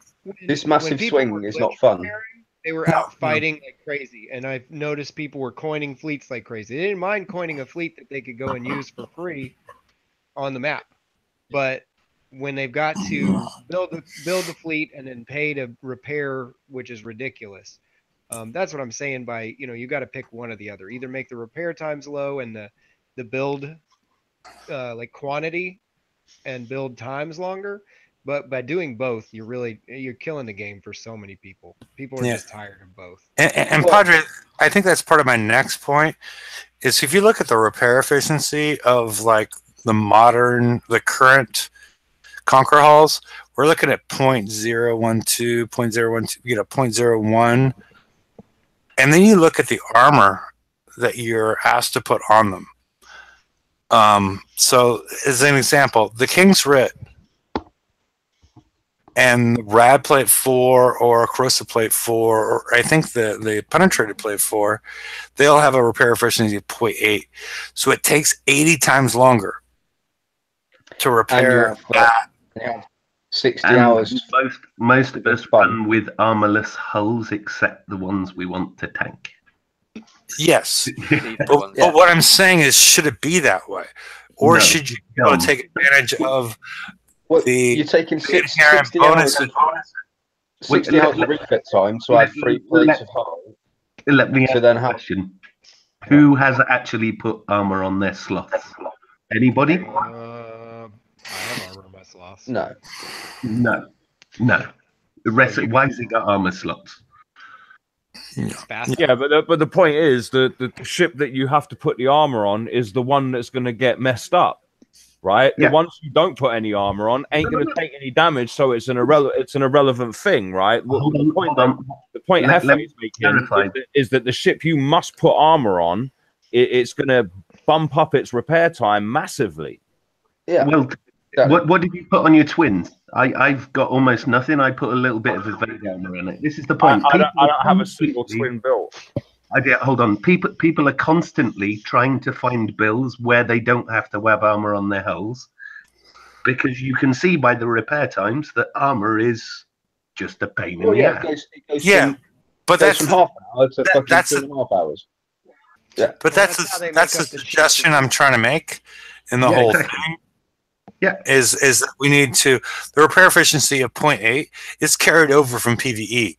It's like they didn't even pay attention. This is PvE versus PvP, and it's like they didn't pay attention, and that's the issue because what's worse is they dropped the work rating down. They had dropped the work rating down, and then these new ones are back up at 0.8. It's like they remembered the lesson and then banged their heads on the door and forgot it again. Yeah. So I made the suggestion of dropping them down the repair efficiency for all the Conqueror or class restricted, damage type specific or class restricted down to 0.05. And on the right hand side, current situation, that in the middle, that's how much just the armor plates add to your fleet repair time. And if you knocked them all down to 0.05, that's what it would be, as opposed to being at 0.4 or 0.8 or whatever. And I think it would increase people wanting to participate and wanting to build a good hull, because that's the thing. That's the thing. It's like somebody wants to build a hull, like, oh, this is a really great hull, but it adds 10 hours of repair. I don't want to be part of that group that wants to add 10 hours of repair onto it. I want to be part of the group like, okay, well, maybe I add a half an hour onto it. That's cool with me. I can hit a base. I have, I either have plus, I have these additional deflections or other attributes that are associated with the armor. And then I feel better about adding that hull on. Otherwise, everybody's running an armorless because of this. Because it's really high repair efficiency. Hold on, just to clarify, what's the repair efficiency on that lovely armor that they keep offering in raids that I've never seen anyone talk about? That slow armor shit. The slow armor. You gotta be. Has anyone actually equipped that on any hull? I've got 15 of the things. I don't know. I'm assuming it's 0.8. Most of them are 0.8. And 0.8 is really it's got to be good, right? Yeah, 0.8 is not. It's not good. It's why I have an issue with the current siege hulls and whatnot, because they went back up to 0.8. Because if you look back to the Apollos and the Assault, the repair efficiency was 0.45, which isn't wonderful, but it's much better than 0.8. Because the worst thing in the game is 1.0, which is the research stuff, like Titanium 4. And nobody's putting that on their ships anymore. And that's because they don't seem to understand that they put a hull in the game that they intend for a Conqueror situation or a PvE situation, but it's part of the whole game. It's not part of just their little part that they want to stick it in, and that's the part I don't like. They only want to put it, they only want to consider it for how long it takes to repair for that little bit of the game that they're allowing it to be.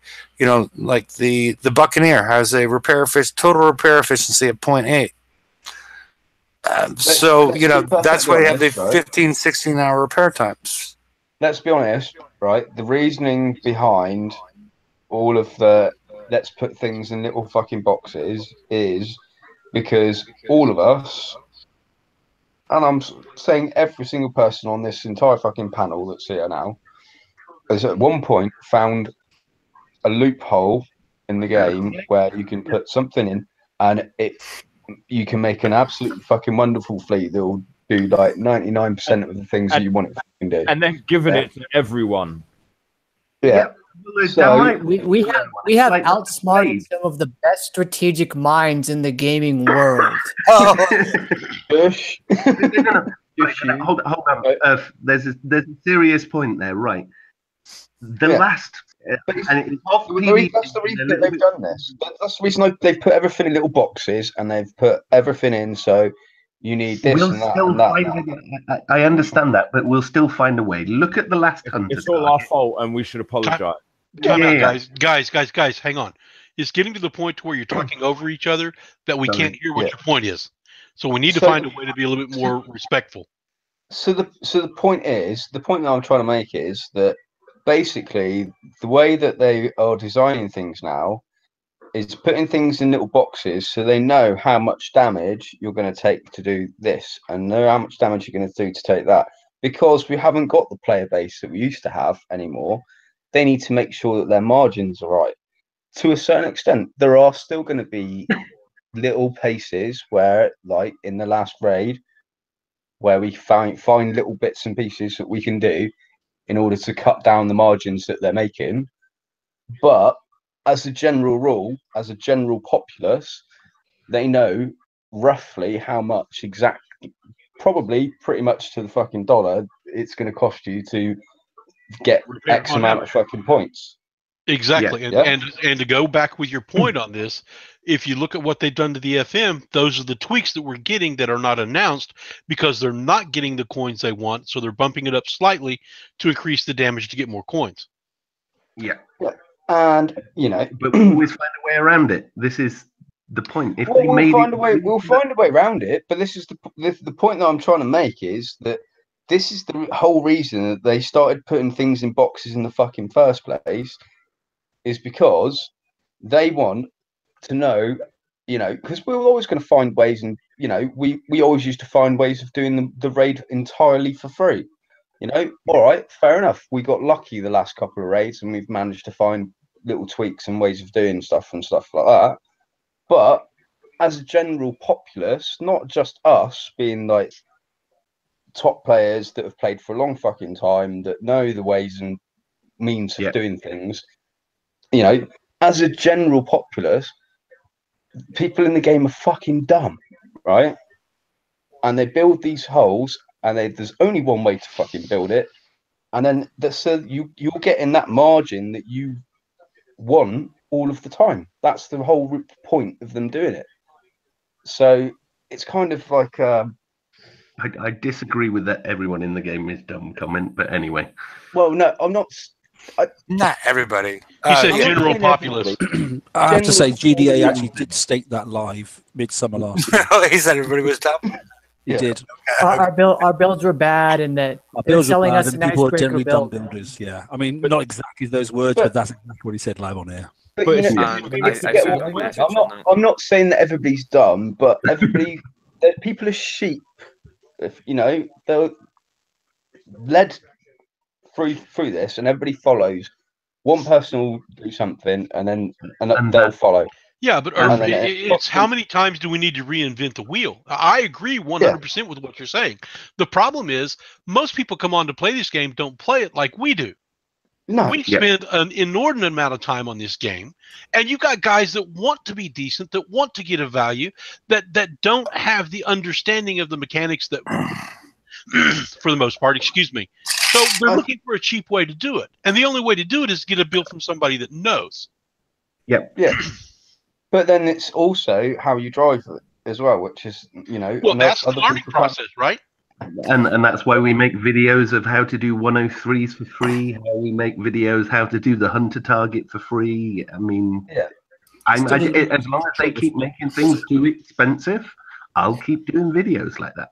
And that's great because that feeds the community. The problem is they want to stick the knife back in our backs and increase the price again so that it kills everybody. And then we got to reinvent the wheel again. Yeah, the cookie cutter fleets that they're giving us at the moment is their response. Is their response to us doing what we do. Yeah, well, yes, but they're shooting themselves in the foot. This is the point, because what they're doing is driving away the middle players. Yeah, you're exactly right. The middle players are the people that we need to advance so they can continue to teach the younger players a little bit before they move into the bigger alliances. And it's not happening. The middle guys are running away. Which brings to a point that we were talking with Hefe last week. I came in about 30 minutes to an hour into it. Did you guys talk about level restrictions on hitting? Yeah, we have. Yeah, but what I also there's going to be a slide on that coming up. But yeah. Yeah, but what I also wanted to touch on as well is I know it's not PvP orientated, but PvE side of things as well is, you know, people just you can give them the builds and stuff like that. Everybody's got the same builds. People need to learn, right? Stop making it so fucking hard, right? People that are coming into the game don't want the fucking target changing every 3 months for the Forsaken mission. The Forsaken mission is there supposedly to let people that are lower level progress through in the fucking game. It's meant to be there for a year, right? Unchanged. The whole point of having it unchanged for a year is to allow people to build up their tech to enable them to do the high level targets and increase their fucking technology in the game, right? If you're going to fucking change it every 3 months, means every 3 months they've got to now change their tactics, change their fucking ships, everything. Hold on. To be able to get the same who has to pay? Yeah. Who has to pay to change their ships? I've got cut that I talked to. How many Zealous tokens have you guys got? Probably loads. Loads. You got loads of the things. It costs the top players nothing when the FM target changes. It costs the guys who are just coming back into the game a fortune. So you're charging the people that are just trying to come back into the game, and you're driving them away. I don't know. When they made the changes, I didn't have any.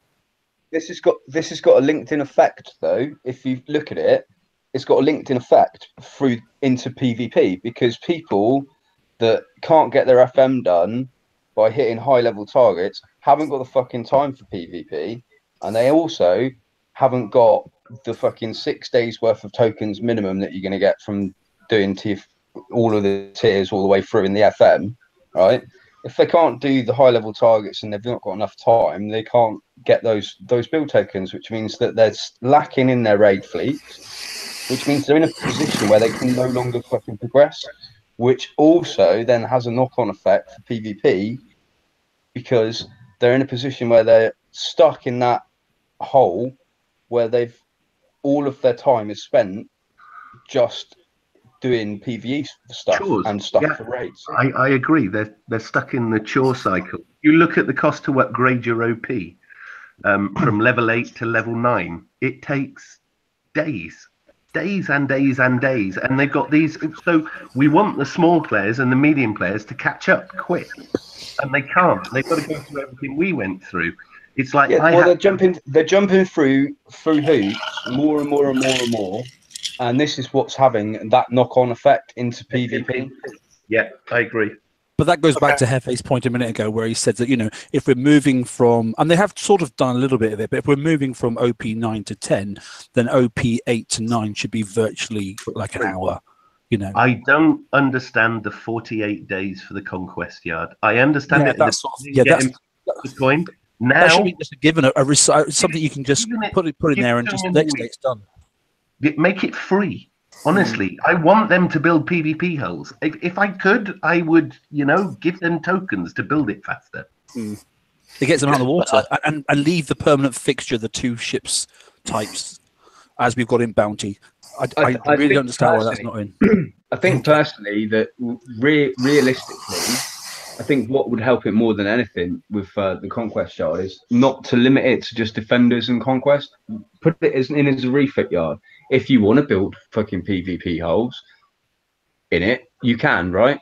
And you should have no charge for that. But if you want to build, wait, just wait a minute. No, just wait a minute. If you want to build PvE holes, then a massive fucking titanium or uranium cost should be imposed on it. Yeah. So, because a lot of the time, and I'm sure that fucking Gadget will agree with me, by coming back into the game at such a point, we couldn't progress by it very much by the fact that we didn't have the tech available to us. And then when we got it, we're so far behind, and now we've got 2 raid fleets to build at the same time as trying to get the last raid fleet built, enabled to do the TLC to get the stuff that we need in order to fucking do that. Well, no. When I come back, I come back with sort of just after the hunter raid cycle had started, right? So I just built hunters. right? Because I was like, oh well, there's 2 fleets, but I don't need 2 fleets. I could just use, I could just use 1 fleet, right? So I just built the hunters, and the hunters were fine to do the raid. I did 1.2 billion in the last raid, right, with just hunters. It was no problem. But then after the raid's over, TLCs drop, and I need Fangtooth. And I ain't got no Fangtooth, right?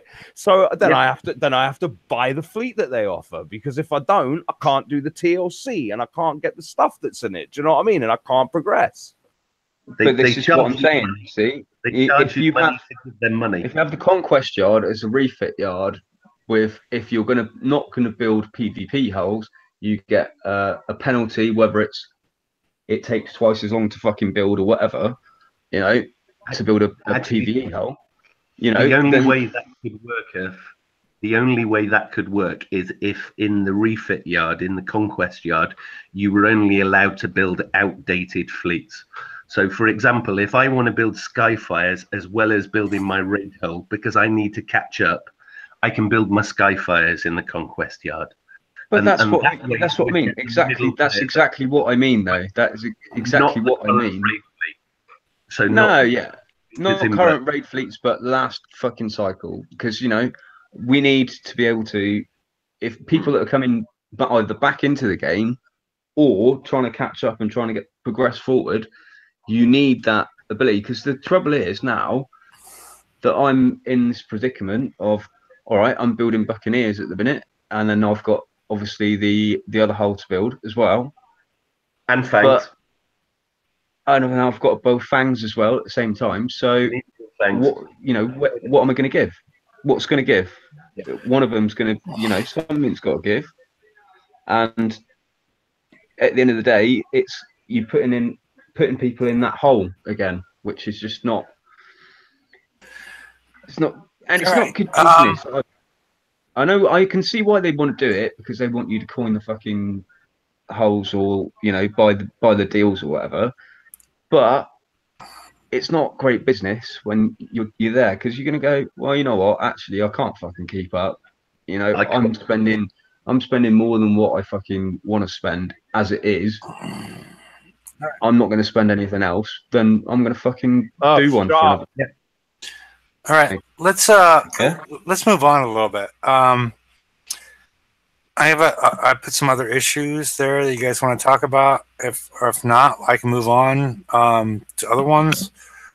I find that the fact that the deflection values have gone up on both the on the Conqueror halls, the Defender halls, and everything else, they've gone through the roof. So it's not even like, how do you even figure out what is even manageable for your fleets? It's a whole math thing, which I don't mind if the math works out. The math is shit. Yeah, the math doesn't work out as far as everything's been given to you. But that's one of the things that I'm really unhappy with, because they keep on jacking the numbers up so they're crazy. 20,000 on the Rage, was it? I look at the deflections on the Rage. That's the first raid I came back for.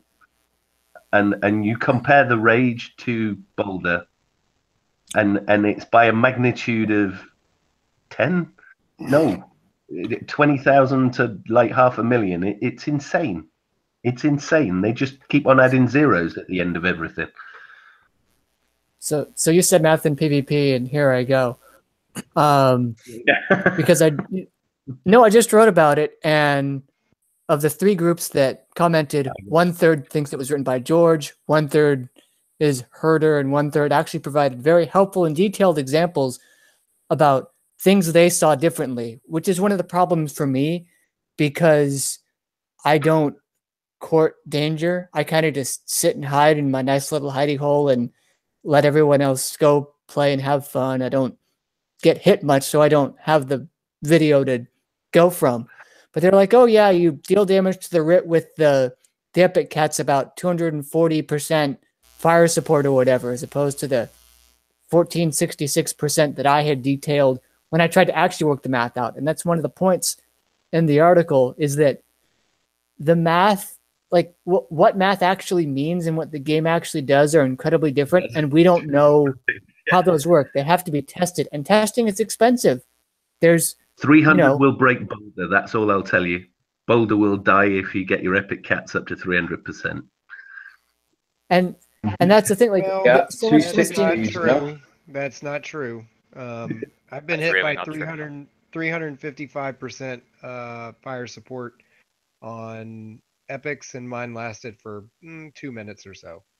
Really? I died instantly in mine, and it normally lasts 5 minutes in a base. I think it depends. Yeah, you have to have armor. So I added armor, and now it lasts. I want to point this. Hold on. I want to point this out, so people know. I have a blank boulder, and it lasted twice as long as someone with a fully built boulder, just against the OP gun. No difference to the base, no difference to the specials, just the OP gun hitting, and their fully equipped one lasted less time. Went in again, and it was different. Yeah, but that goes back to the point we were saying really earlier on. They are looking at the metrics with the OP guns because they know that they're not consistent all the time. That it is being looked at. They're taking it away this week, which is incredibly annoying because. So they're messing with it in real time. Yes, while it's in our bases. Well, I don't know. Yeah, maybe they know that it's not consistent, and so why don't they do it in a test server on their own and mess with it there, get it right, and then apply it to us rather than giving us all this inconsistency? Actually, good point. It used to be in this game that we used to be able to test stuff first. Yeah. The lead programmer used to talk to us and get things and we could look at stuff and test it before it got released. Do they actually have a test group anymore? They do, but they have people that do put boats on the water and do things. I'm sure. There's very few things like OP guns. Say they're not doing a very fucking good job. The problem is the size of the Petri dish. That's what Brian meant when he said they put boats on the water and do things. Yeah.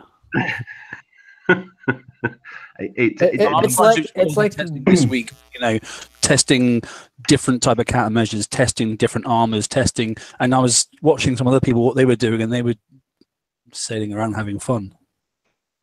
See, the thing is with it as well is that when you've got such a small amount of people that are doing it compared to a fair amount of people. Your results are not going to be as good.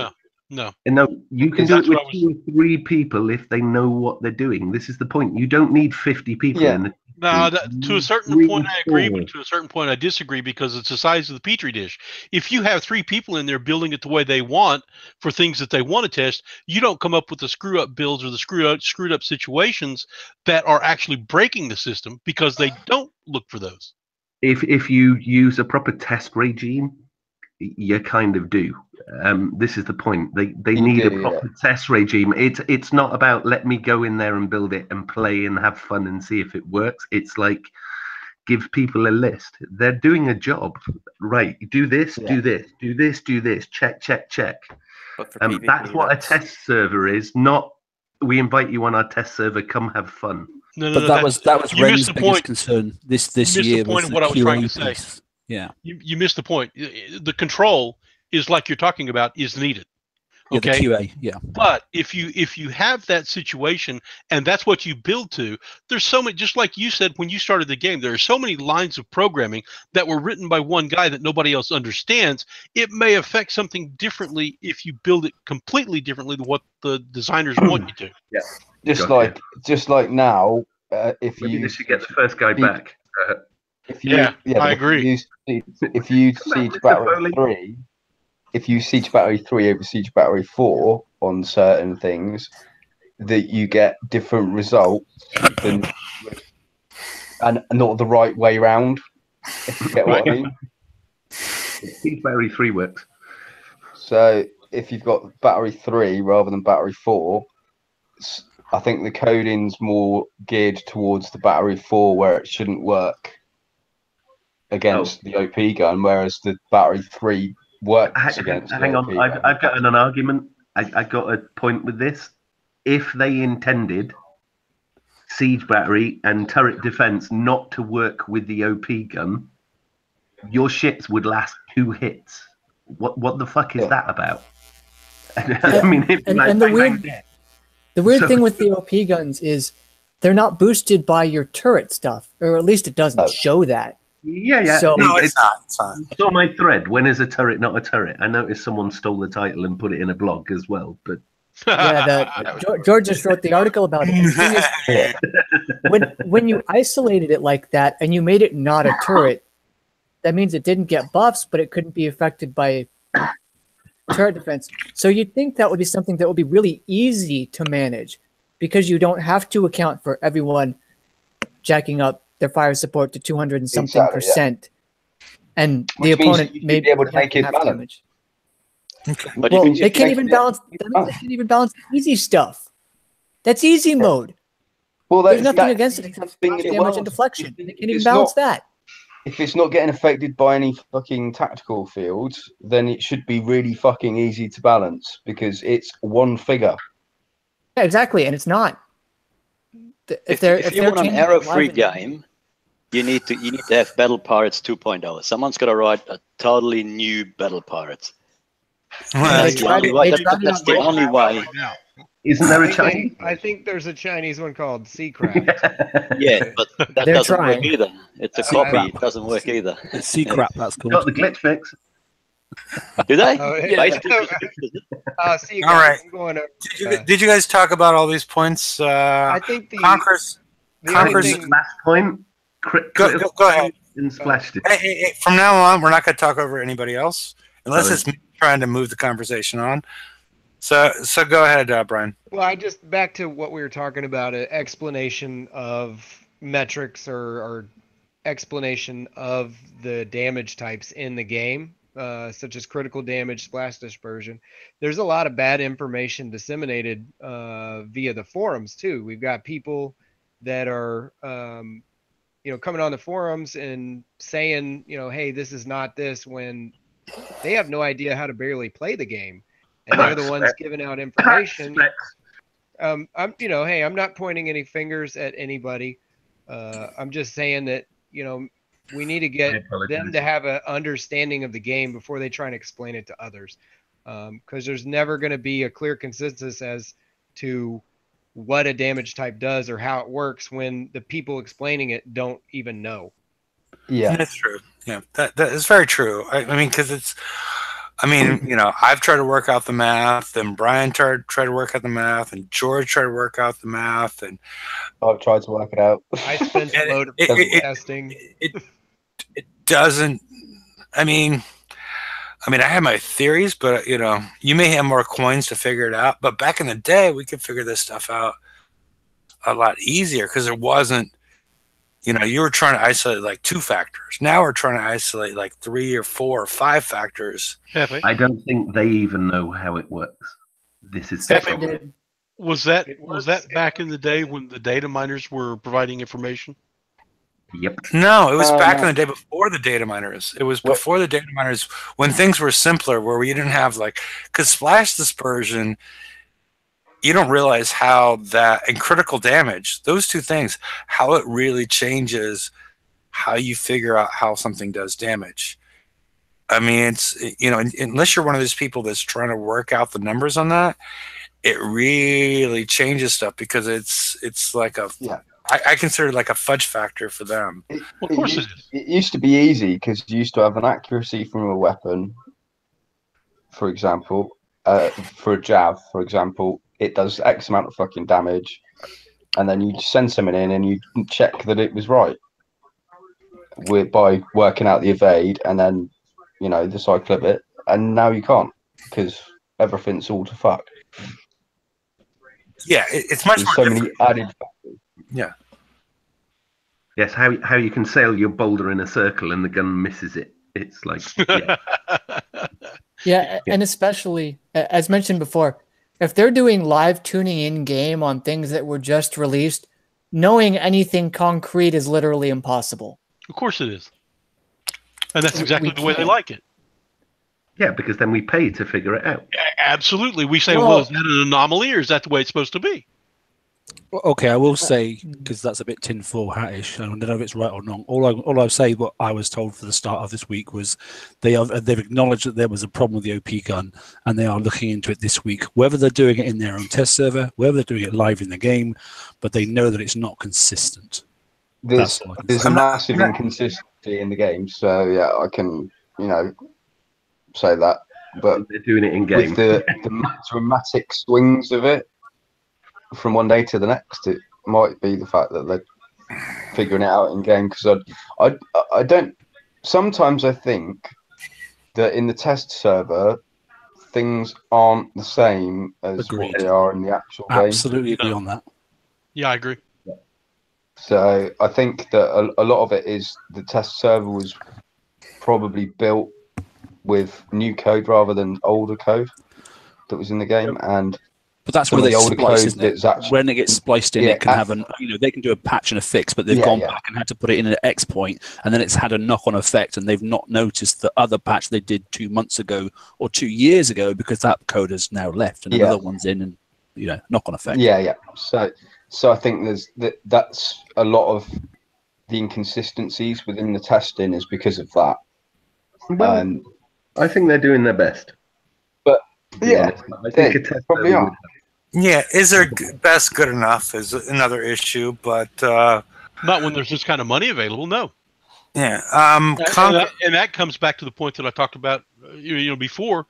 There shouldn't be kind of errors with brand new boats when they come out. They should work the way they're supposed to work. If you pay money for the product, it should work.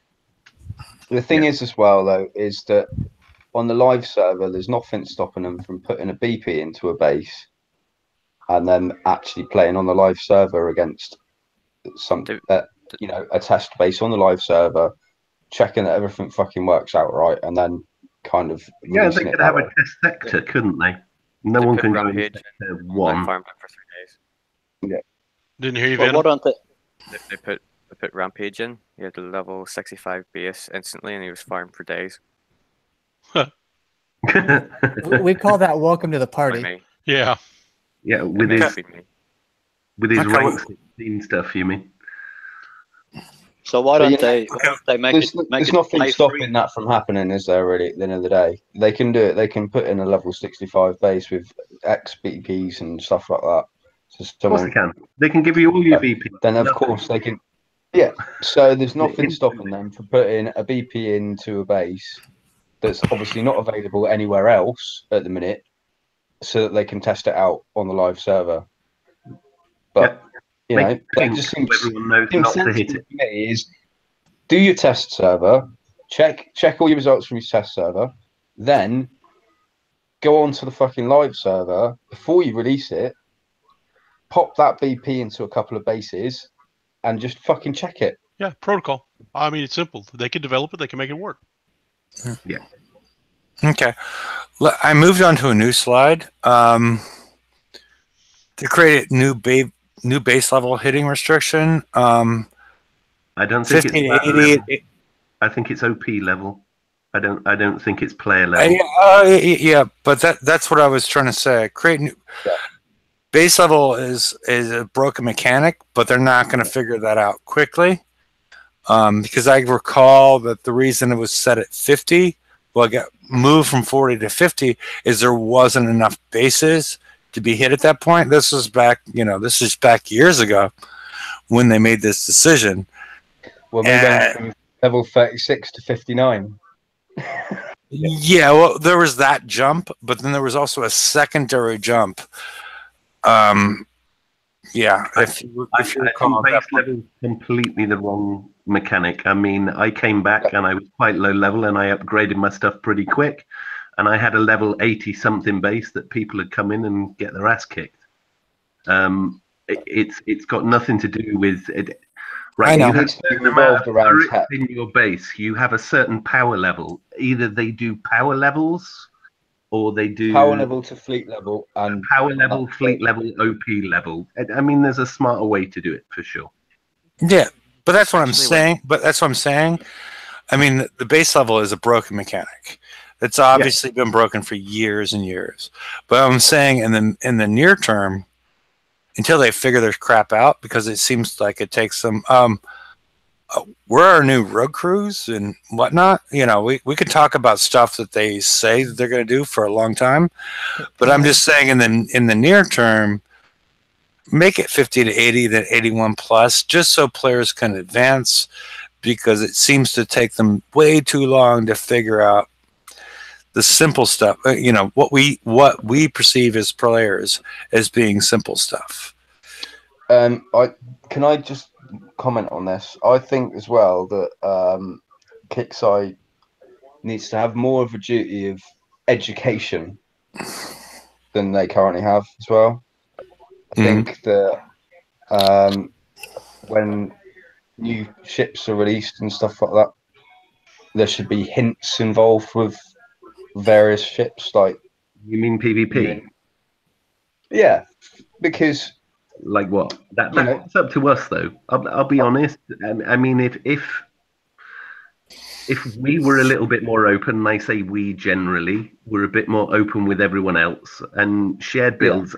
And I mean, there's people. How do you build this? How do you build that? Certain people do. I'm not video, but there's so few. I'm like just going, you know, is good against X damage and X damage, not good against X and X damage.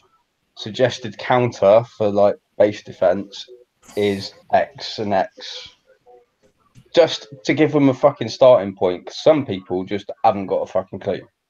Well, it's like your splash dispersion armor. It took me ages to get one of those, and the only way I could get it was by paying $15 for a Vendetta fleet I didn't want. So many people come back in and get into PvP, and they don't have the stuff they need. And there's so many BPs, blueprints that are around that people have no access to and will not get access to get. It took them ages to release fuel air munitions. Yes, that's for example.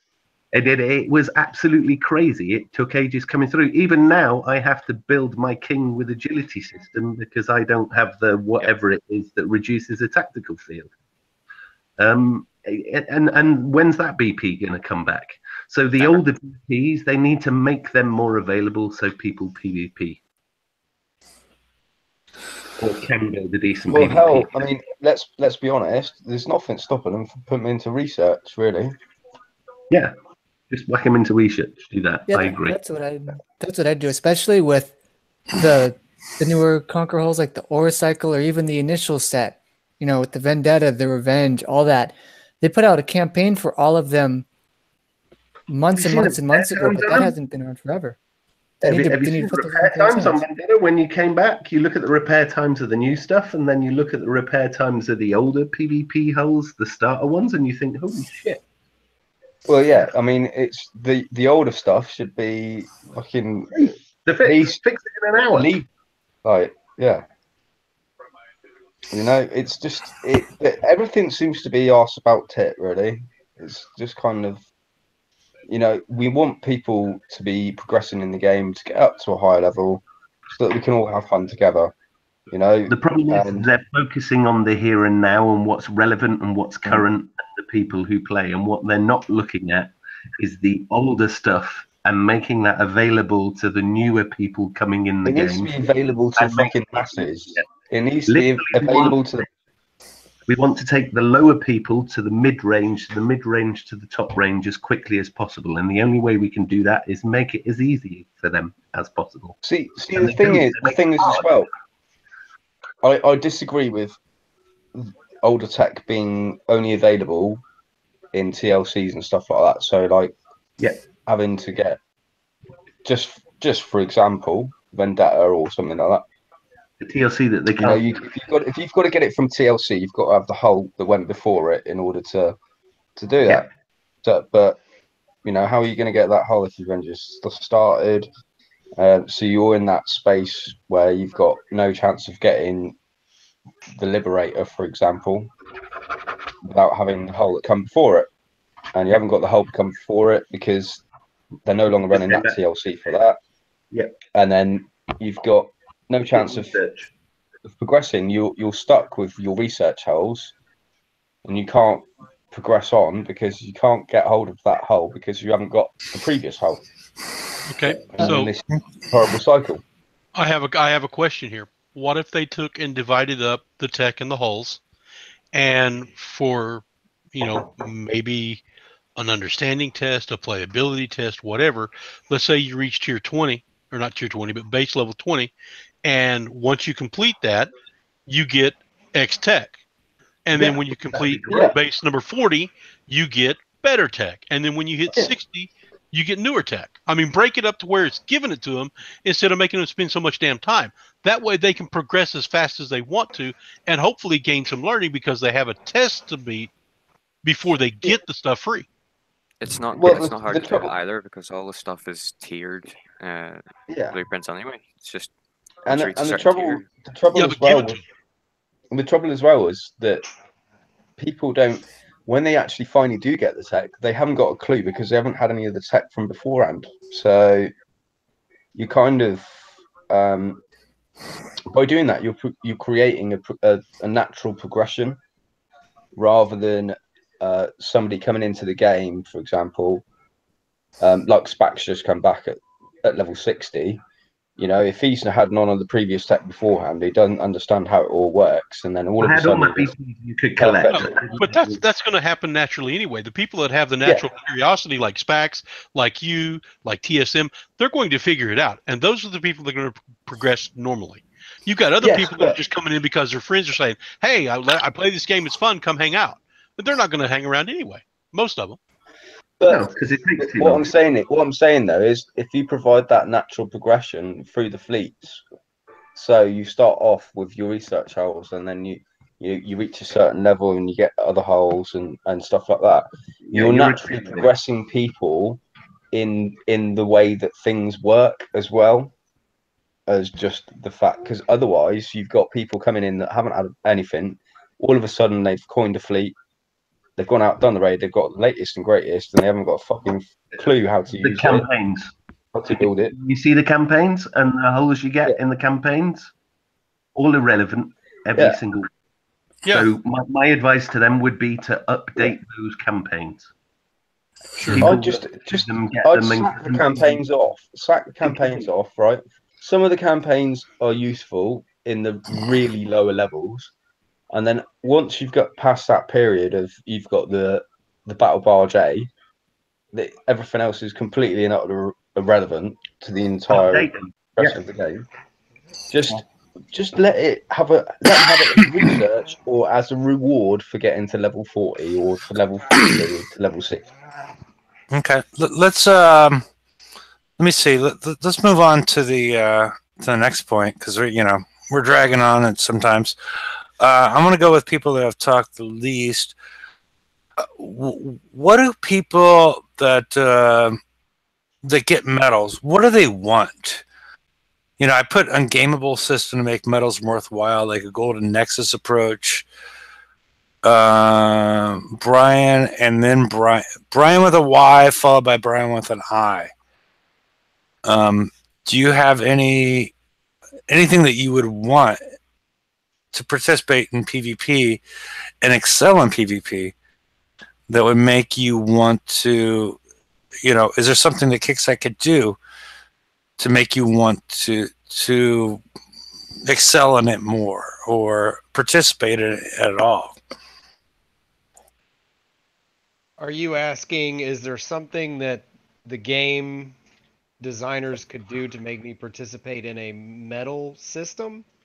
Yeah, I mean, or do you want to get rid of the medal system? Or, I mean, they put the medal system out there. It's confusing to people why the medal system is out there because it doesn't appear to provide any benefit to anybody.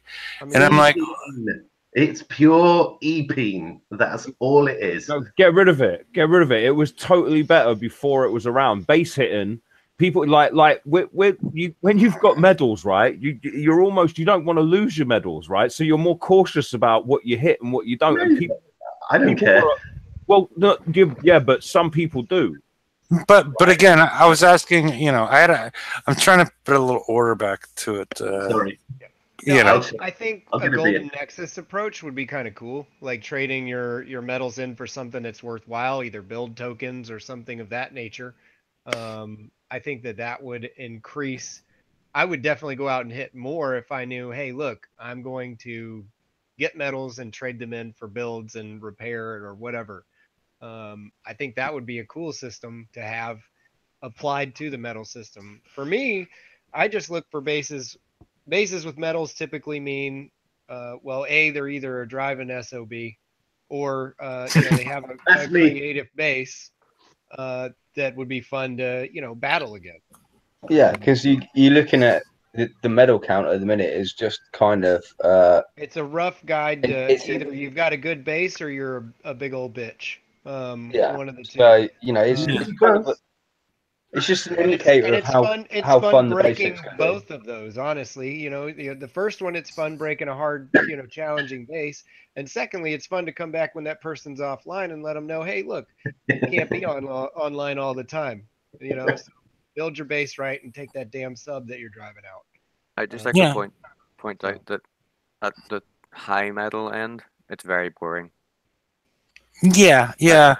No, because the way I thought about it was like a very slow, like a very slow leak. Sort of what was going on with Golden Nexus, but like number one, we'd get 4 gold a day, 5 gold a day, nothing appreciable. But then it would taper down to like level 100. I mean, this isn't something that I should really even be talking about. It just sort of is something that I thought about as far as like how to make this like useful to players. And the next one is improve player testing and PvP aspects of the game. We know that certain parts of the game get tested and closed and open servers, or not open servers anymore. But what is going on there? I mean, we've seen so many Conqueror halls come out and Defender halls that were just what just happened here? The King's Writ. I mean, the King's Writ should have never hit the water the way it was, in my opinion. I don't understand why he even was allowed to show up. I mean, it sounded like a lot of fucking groupthink at Kixeye.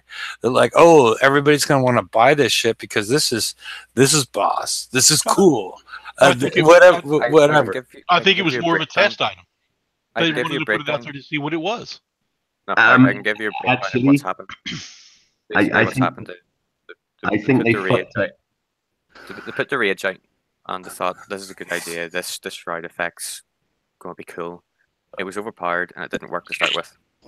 So instead of fixing the issue, they brought out a turret, which was overpowered enough to kill it. We know that. Hold on. It had the problem of being so overpowered it killed everything. So you needed a ship to fix that. Instead of fixing the initial problem, they went and just stacked problem on top of the problem until you get to where we are turrets. Turrets do too much damage to specials that they didn't think of. So they've had to bring out even stronger items. So we brought the mongoose out to kill the cobra, right? Basically, instead of fixing an issue. Yeah, and then the mongoose killed everything else. Okay, yeah. But what I'm just saying is they need to have improved player testing of the PvP aspects of the game, because they obviously don't have the creativity or the wherewithal to figure out what the players are going to think of in the future as far as what they're going to do. And they just need to test it better, because some of this stuff is just so simply broken as it walks out the door. I'm not saying they need to test it to the umpteenth degree, but they need to test it better than they have been, is all I'm trying to get across with that. I'm saying that Kix QA only exists if they have more people invited to their birthday party. The QA in the game is terrible in every sense. There should never have been a situation where you start the map in a raid in a damaging cloud as a sub. That never should have gone out. And it just keeps going. Muddle Missile, you know, the only one you didn't hit on was the Muddle Missile, causing all that, you know, stuff. And it's like, oh yeah, it's stronger than we thought it was, because nobody thought to stack splash specials. Like, the people that are designing and balancing the game are very, very bad at it. They're just naive. Actually They don't trying understand the mechanics of the game. Yeah, I agree with you. They don't understand the game. They haven't spent enough time playing it to be in these situations. They just go, oh, this is look, the a new issue. toy. Does Can I get anyone paid still play? $80 a year to be as bad as they are at this game? Because I'm better than they are at this game. At PvP, and I'm not actually good at PvP. When I'm they better said, at theory crafting, but when they The said former on the league live, designer used to play all the time. The kick side bases used to be rock hard. There used to be at least 5, 6, 7 people from Kickside all playing the game at certain times, and they would kick ass. They used to smash people. They played really well. Yeah, that was They years should be. Any Kickside bases now? They Does should anyone be. know? Does anyone know the Kickside base? I no, I've hit kickside bases, yeah, and then I have you know whatever. But I'm trying to move on to try to get like out of the slides. I'm limited off Conqueror Fleets. I think we've already talked about this. Yeah, bugbear. they're hoping that people either just have amnesia about it, or that they will view it like one might view an addictive compulsion or an abusive relationship and think this time it'll be different, this time it's okay, and it's not. I think something else. Not to make light of the topic, but that is the same psychological strings that they're pulling. But, Yes, okay. Okay, so example of that is that I've just logged in the game. So an example. Oh, I'm sorry. Sorry, mate. An example of that quickly there in the game. The Eviscerator, you've got the VXP for it in English pounds, £22, and then you've got enough to build one hull, another £37. So is that value for money for one ship? One ship that's going to die in 2 seconds to the new OP gun. Yeah, and they know it is going to die as well. So it's a no. They don't. This is the point. The guys who code the game are completely different from the product team who put out the offers. I think the two don't like each other or something. The product team have no clue about the balance in the game. They're just like, oh, this is the latest hull we put out. We'll charge them money and let them build it. They don't realize what a lemon it is. You don't spend enough TSM, because I got 43 days of tokens on offer. Oh, that wasn't the top one, mate. I've got another one, but I'm just thinking the one whole concept, 13 days, $50 I've got. How much did you say it was for 13 days of tokens? I mean, everyone gets a different offer, don't they? Because there's sometimes one's just disappeared, one of the offers now. $50 US. The VXP is $30 US. But if you're that into PvP, you have your mega hull built and can churn out 5k VXP Conqueror token like there's no tomorrow. So you have no need for it. Like, and that's what I do. I keep stacking them up. So 30 build tokens is £74 English, which is about $99, isn't it? Yep. Yeah. Okay. Yeah, 99 and 50. That's what mine are. Well, 99 and 49.99. But the thing is, I mean, the deals at the moment, like the gold deal that came out just in the new year, because people are in Europe and obviously the euro is quite strong at the moment. It was cheaper for them to go and buy gold the normal way than it was to go and look at the deals. The deals were actually negative.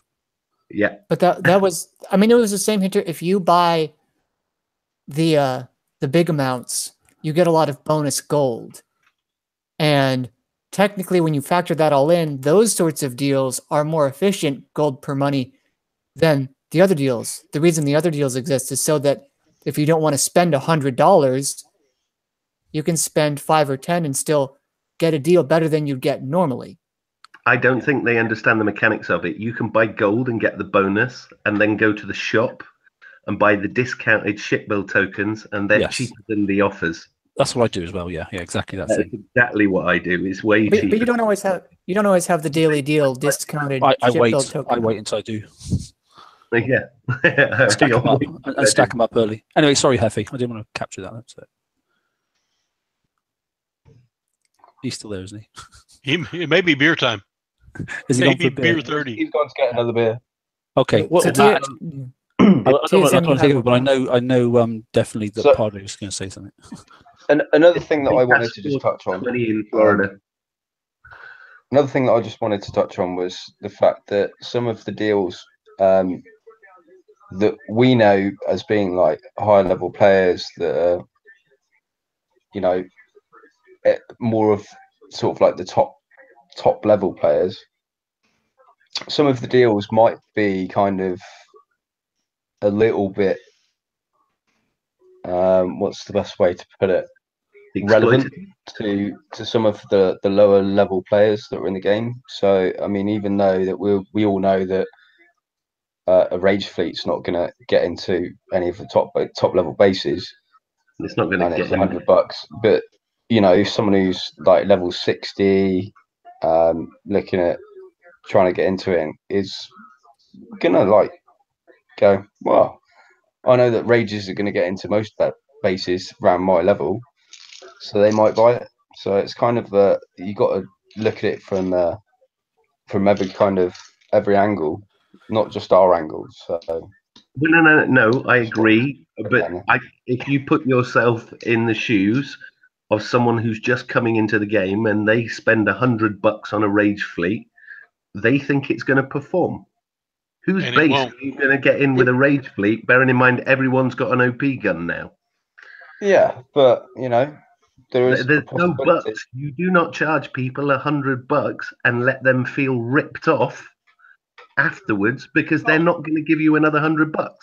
Absolutely. Well, no, I'm just saying it from a point of view outside of that, and outside of that, because there's a lot of people that have not got OP guns. Everybody. I mean, most people have. Fuck me, I hit a level 129. If they're level 50 or 60 or something like that, they're going to search the OP gun first. So all I'm saying is that it's relevant to who it is. People are going to take that deal. They may not fucking go on to buy another deal. However, if it's right for them at the particular time in the game that they're at, it might be relevant for them, and they might carry on. That's all I'm saying. I'm not saying anything I think else the only time when that happens, particularly I think it was mentioned earlier on, was if there are a couple of specials in a certain fleet that you just haven't been in the game for a long time. Some people are actually buying those just to get the specials. Agreed. Them for other areas. Yeah. Which is crazy, but it's or particular weapons even. Yeah. You know? So even like if you didn't have the radon breeder, I mean, since when has that been available again? Really? So. But there was, there was one the other day. There was a sale item out the other day before the sprint came out that had the trident in it. I know a lot of people bought it. They didn't want the freaking hull at all, but they wanted the trident.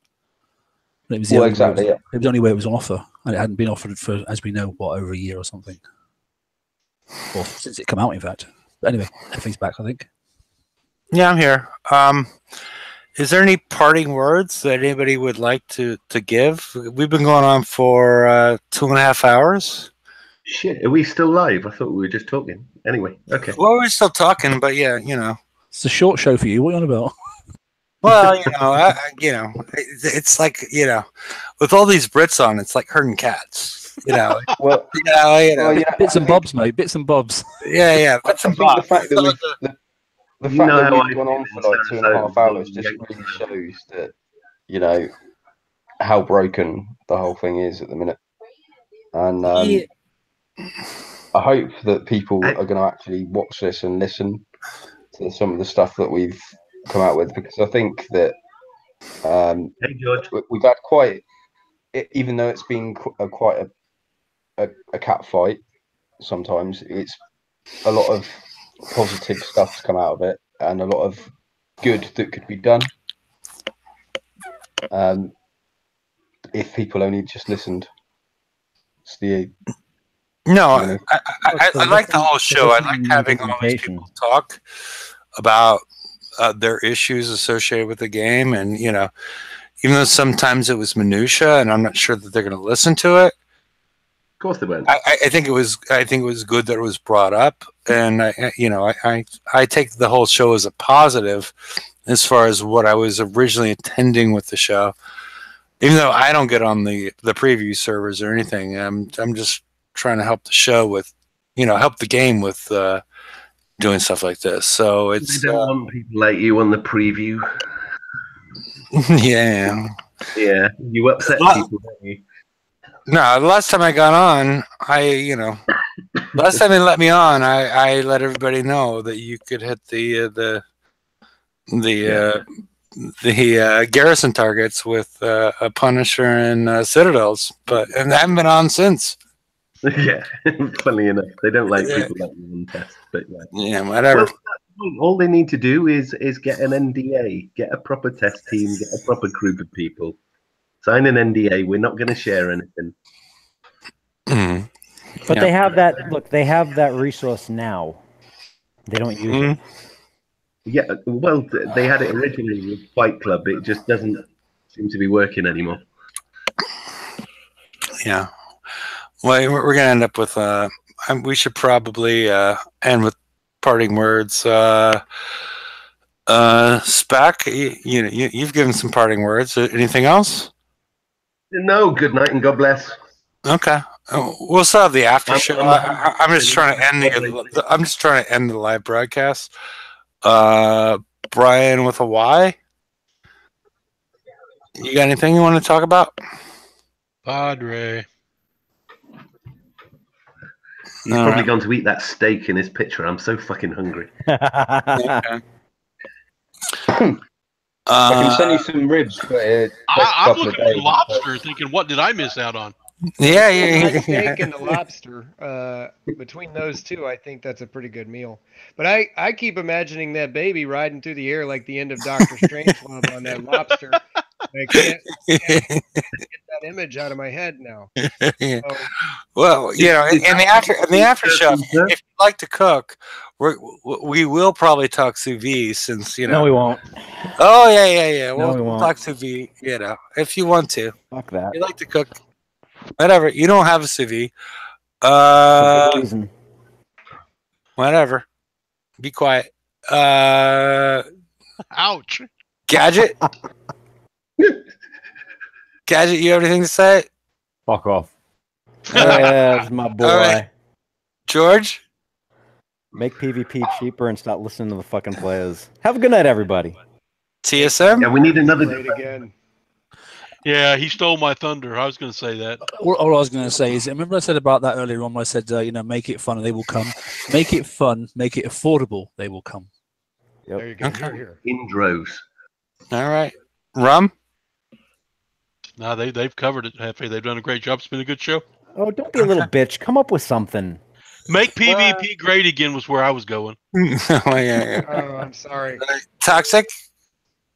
Find someone who sits in the boardroom. Maybe that'll change it. Yeah. Okay. Earth? Yeah, what about do you guys? I'm sorry. Go ahead, Earth. Sorry, yeah. All I'm going to say on the matter is balance it, stop the swing, and fucking make it fun. Yeah. That's this whole swing to swing is not fun, and if you want people to spend, it needs to be fun. Simple as that.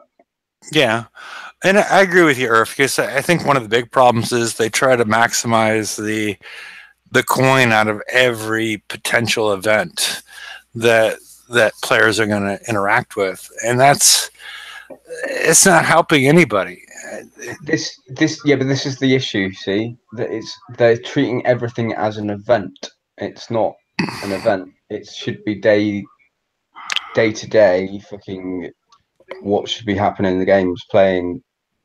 Player versus player. That's the whole point. PvP should be the backbone of the game. That's what it was born on. That's where it should be. It should be, and it's not. A battle game. They've ruined it. Yes, raid pirates.